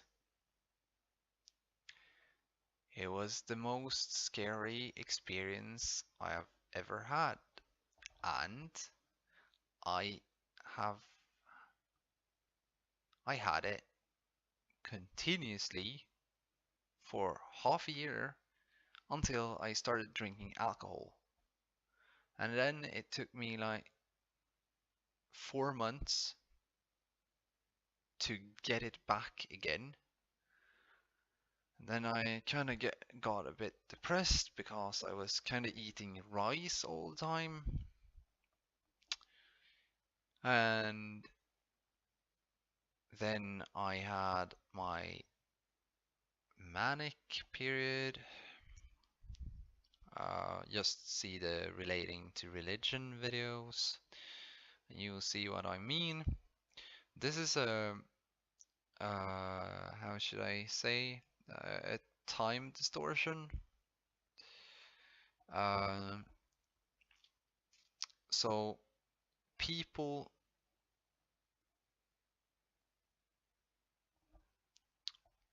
my heartbeat slows down and I perceive time as slower than others do. And from the outside, others kind of still have the same heartbeat. So, like, say, when I'm calm, I have like between 40 and 60. 60 is normal. Um, because 60 seconds, that's kind of why it's normal. Because if you don't perceive a minute as a minute, then you're not normal. Because time exists. Because people are stupid. Could that be it? No, definitely not. No, no, no. Sorry, I didn't mean it to be like that. Anyway, now we get into the other stuff. The calmer you get, let's take this time distortion thingy. Let's say I have 40. I have one thing. I noticed one thing. I'm going to go into that later on. See, the slower your heartbeat is, the calmer you are. But the world outside will perceive you as faster. They will perceive you as very manic. This is because of the world that we live in. It's also the electromagnetic field, in which when we have a high amount of serotonin, or when we're really happy all the time, which we are in a psychosis, this is the state when you're you're the most loving and the most neutral being there is, and there's no hatred. There's just love in your heart. That's all that exists. And then other people come that are ignorant and act strange, is happy all the time. Yes, psychosis. You have psychosis. I don't know what it is, but you have it. Yeah. So I've been trying to say to people that you should question the truth because it's not always a good thing to follow the facts, because the facts were written by people that perceived someone else's problem, someone else's experience, and because they didn't experience it, they thought they were the normal one, Then they pushed on not normal on the other one because everyone else is acting like me, then not normal. That's why people like Da Vinci and Elon Musk and we have more people, Nostradamus, we have Plato, all of these people, more and more and more upon more that finally found their inner happiness and peace, and other people that were so freaking miserable that they didn't understand they were miserable, so they had to destroy the ones that are happy by lynching, killing, burning, whatever, drowning, murdering. Oh, I had to talk to my friends for like 2 months till he understood that I'm not crazy. I'm just very happy because I understood the whole everything that I had gone through and I saw it as a meaning to my life. And because of that, I am happy to be here instead of my 20 other years before that in which I tried to kill myself.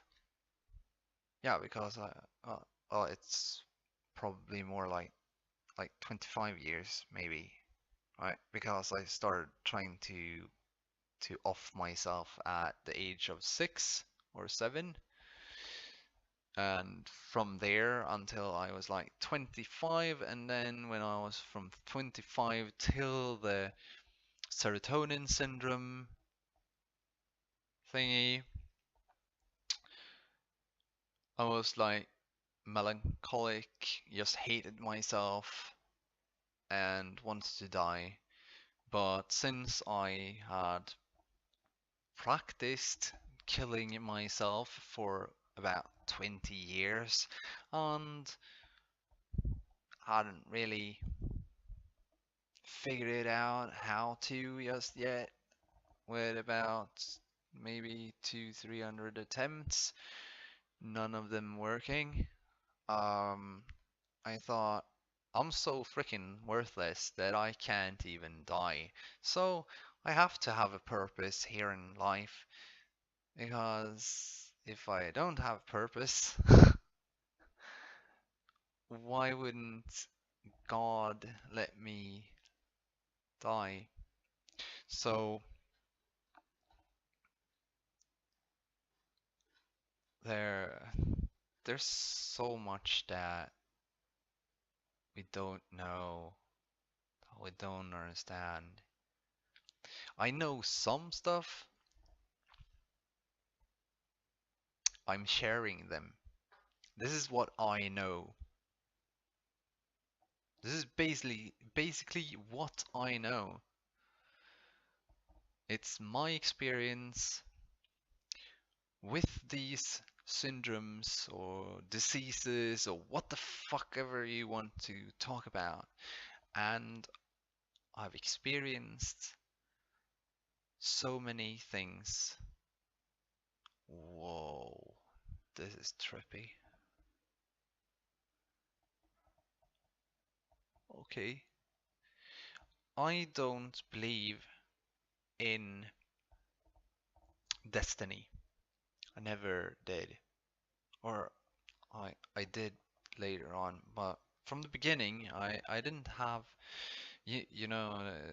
hand thingy re uh, palm reading. You have the lifeline here, and you have the destiny line here. My destiny line is like 2000 different things that ends in I don't know, kinda all kinds of strange stuff.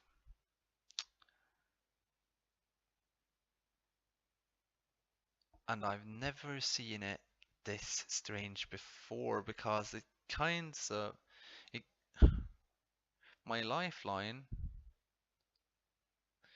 is this is so strange. Never seen it like this. You know, so since the hands move all the time, the skin gets lines. That's one rational thought about it. Anyway, I didn't have this one when I was younger until I kind of set my mind to it that I have a purpose.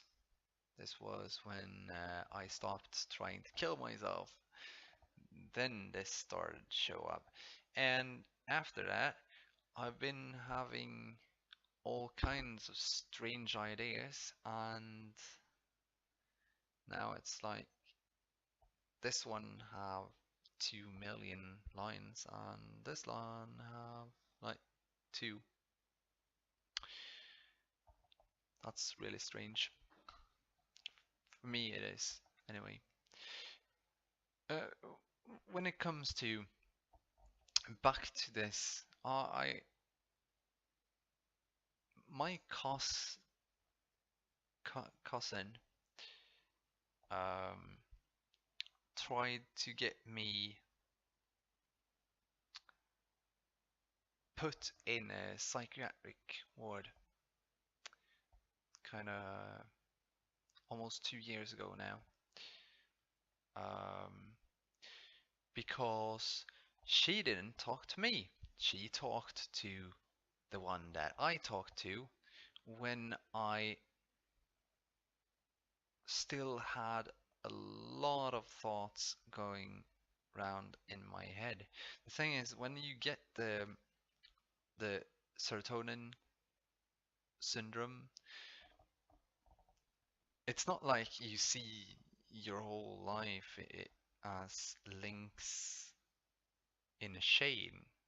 You get everything that you have ever read or seen or been through.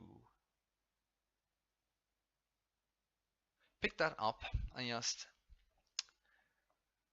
take the chronological thingy and put it up your ass and just drop everything on floor, and that's your timeline. Um, that's what happens. That's a psychosis. This is where people don't understand and they don't take care of the person that have it, and they're not genuine with it, and they're not unconditional when they're helping. So, well, back to the whole empath thingy. We have our electromagnetic dielectric field that exchange feelings. Yeah. So what I've been trying to tell people is that if you're talking with someone that you're interested in, let's say that I were to talk with a girl that I'm interested in, and she was starting to flirt with me, well, that's kind of when that's kind of a red flag, because now when you see her, how do you feel? Do you feel excited that, oh yeah, it's happening, it's happening? Yeah. Or are you like skeptic? Because if you're skeptic, that's the feelings of the other person. And the flirting, that is basically you. So you're kind of talking with yourself. This is why I tell everyone that everyone is equally worth, and that there's no such thing I'm not gonna go there because, yeah. Anyway, everyone is empaths, and we mirror each other.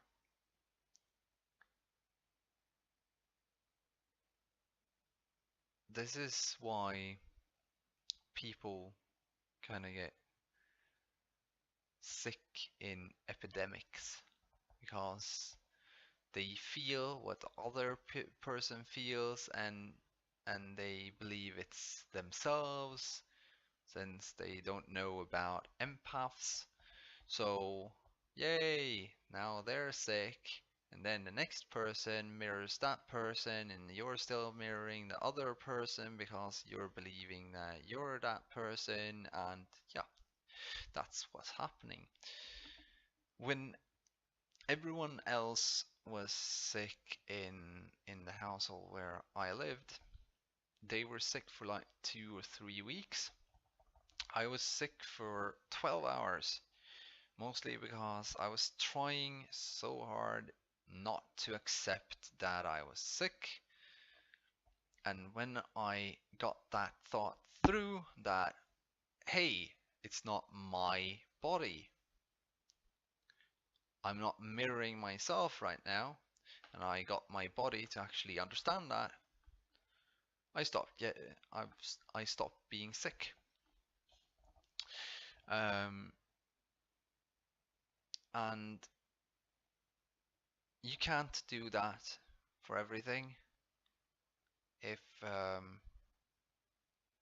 something is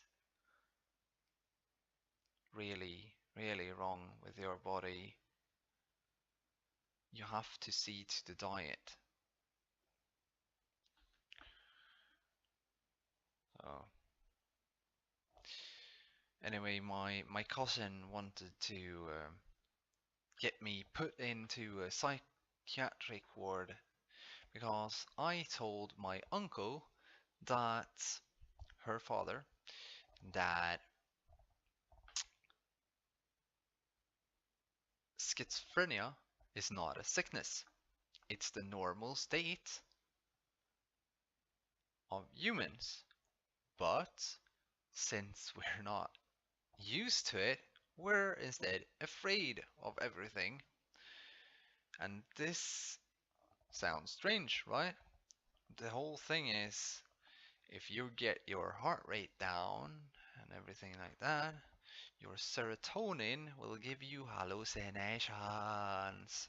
The thing is, you will be calm, you will be really calm. And if you don't have fear in your heart or mind or body at all, if you don't fear anything, then you don't have anything to be afraid of. And when your body like cools down or calms down, really, really, really calms down,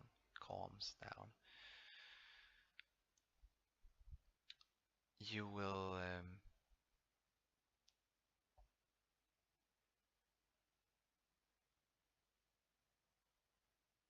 I'm thinking of it's a fluid in the back, in the spine. There's a fluid.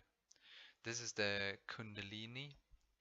The fluid goes from the bottom and up, and I can feel it when it goes through the 33 spinal cords. It's not spinal cords, it's spinal. Uh, I don't know what it's called. It's 33. I have 32 since my two of mine have grown together. Um,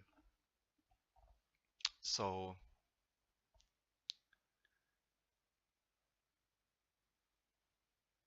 we have the field that makes us able to communicate with one another, and with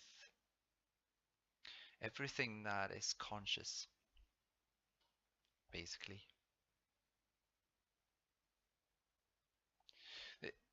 Have you thought about why animals are afraid of you, perhaps? They're not afraid of you because you're basically they have their electromagnetic field, they or the dielectric field, and they're when you see them, when they go around, they're kind of calm, right? They're calm, walking slow, eating slow, having good time. And then we come, and their heart rate goes up, and they start to move quicker, right? This is time distortion. Um, because time doesn't really exist, time goes in cycles. So the heart is our clock. So everyone goes. This is why people get depressed, because we have set up that we have 24 hours on a day cycle. 12 is night and 12 is day. We go up at this time and we start at this time and we stop at this time, and a minute is 60 seconds, and normal is that you have 60 beats a minute. Yeah, that's the normal way. So people that have lower beats than that perceive they're slower.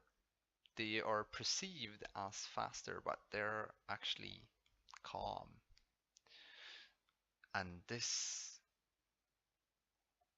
freaked me out so immensely, because when I had my serotonin syndrome, or how to put it, my awakening, my psychosis, whatever, I walked really slow.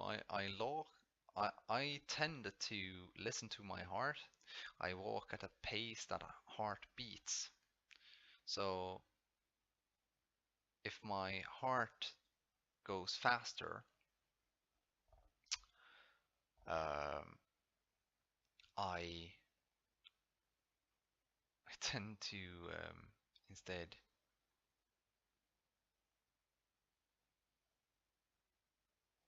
yeah, how should I put it?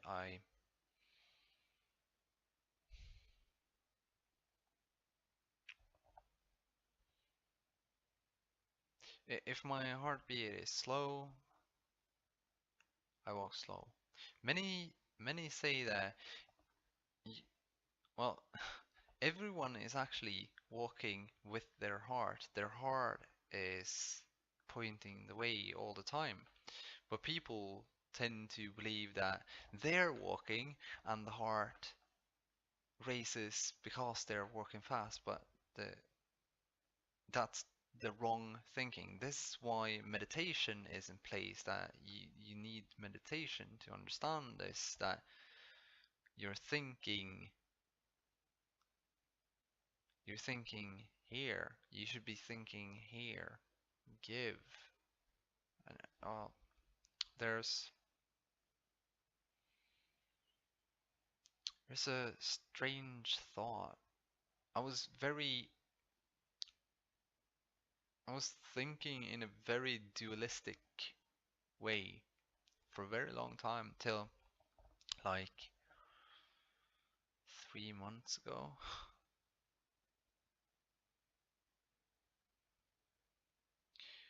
Um, Many have kind of said that they have mystical powers when they have psychosis. The thing is, when you slow down your heart rate to the same that Earth has, you will synchronize with Earth through the electromagnetic field. Yeah, sounds really. Okay, take like this. You have a girlfriend or a boyfriend, and when you watch each other do this, actually do this, watch one another in one another's eyes, walk towards each other, measure the pulse of you and the partner, feel your own pulse and your partner's pulse. Then, at the same time, look at your and your partner's breath cycle, because we've known for a very long time that when you love someone, you kind of synchronize with them in walk, in breathing, and in heart rate. This is the electromagnetic field in the works.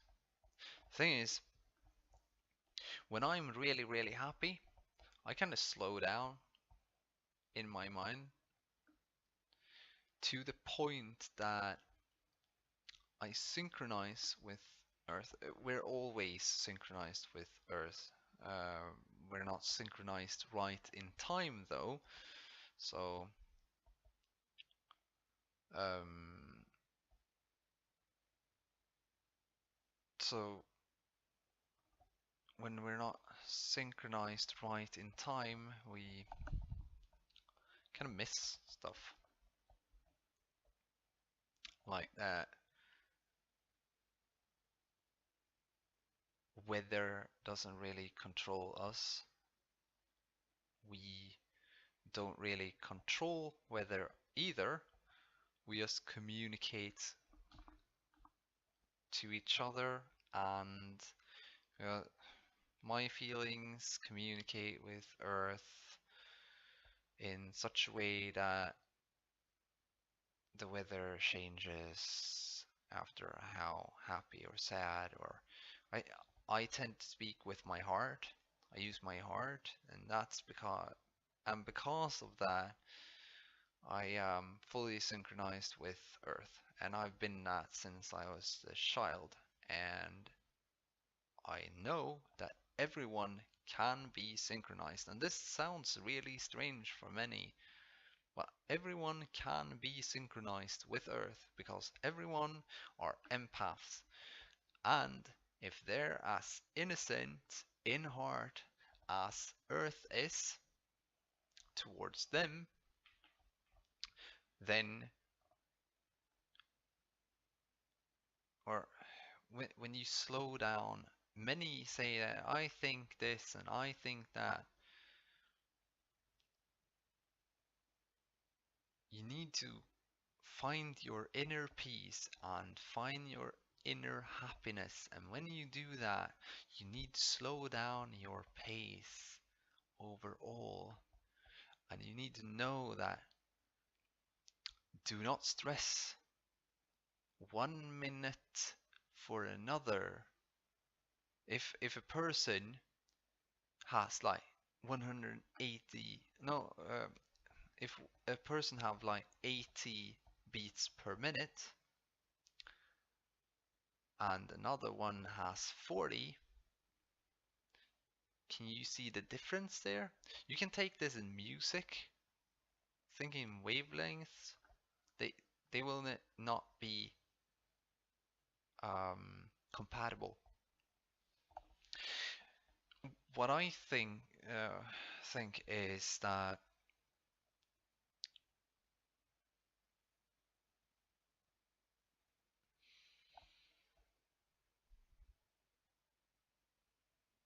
I think that schizophrenic people have a very overactive brain for the outside world that lives in 60 minutes an hour, 60 seconds a minute world. But I have noticed that my father, he talks slow, he moves slow,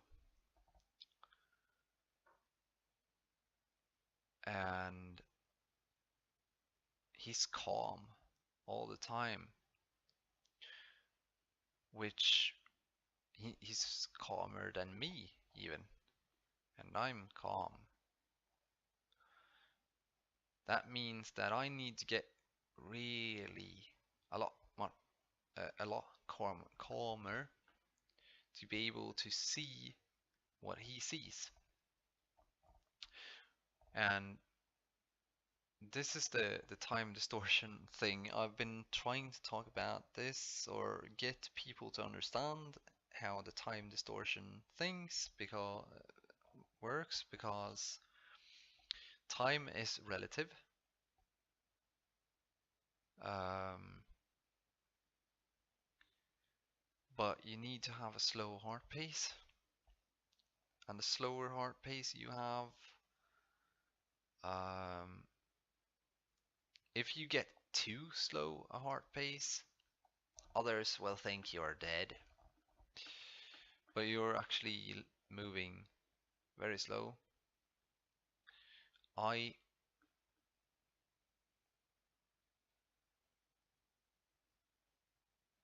When you have full control over your body, which you can get, it's capable to do that.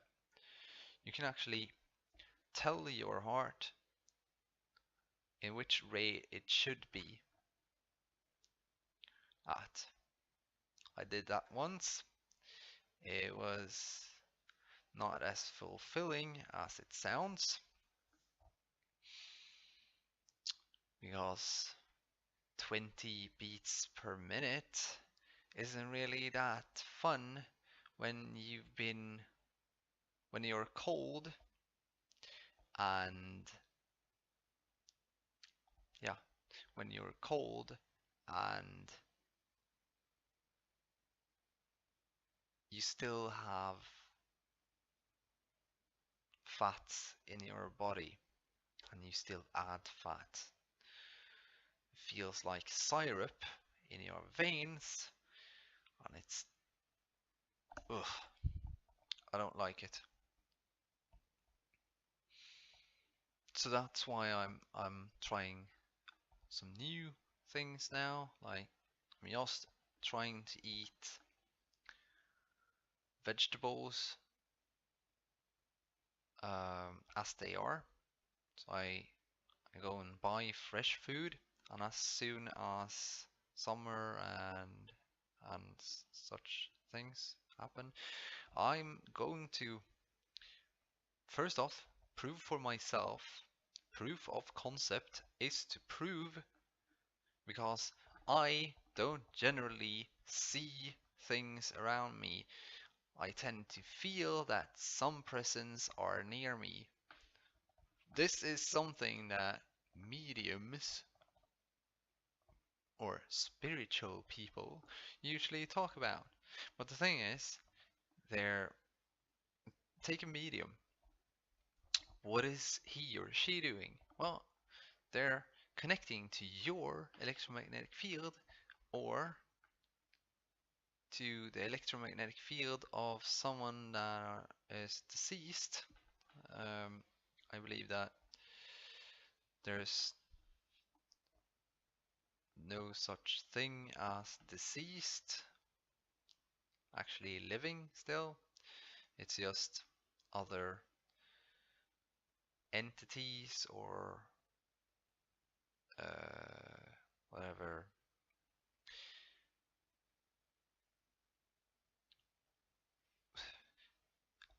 I know, the Flash.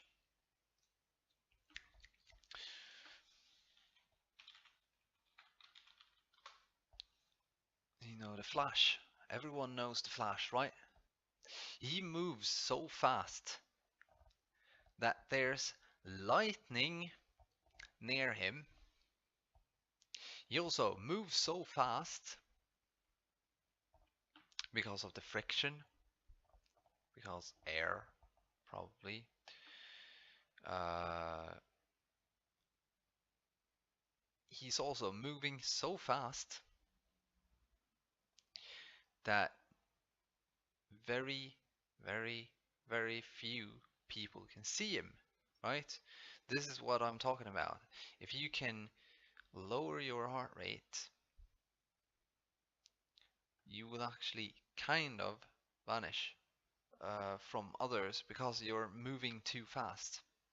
Uh, I've also been thinking about old pictures of lights coming from people and stuff like that. I I think that it's the electromagnetic field that the light spectrum. Uh, it's like the time distortion is that the person's heart rate is slow, really slow, and the other one's outside is really fast. And the faster the other's heart rate is, the faster I seem to be. So eventually I will be vibrating so fast for your eyes so that I create a light from, well, energy, vibration, energy. This is what I'm trying to get in people's heads, that everything is connected. Physics, religion, history, anatomy, whatever. Anyway, 11 gigs of videos should be enough right now, I believe.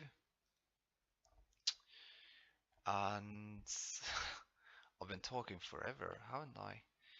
Anyway, thank you for listening. Uh, Maybe it was too much information in the end there, but that because that went from how the work from how the brain or anatomy works to whoa shit physics. Yeah, sorry for that. Anyway, the HugNetwork logo will be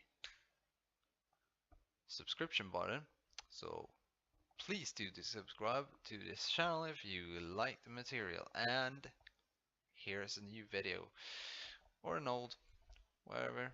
Anyway, thank you. Bye.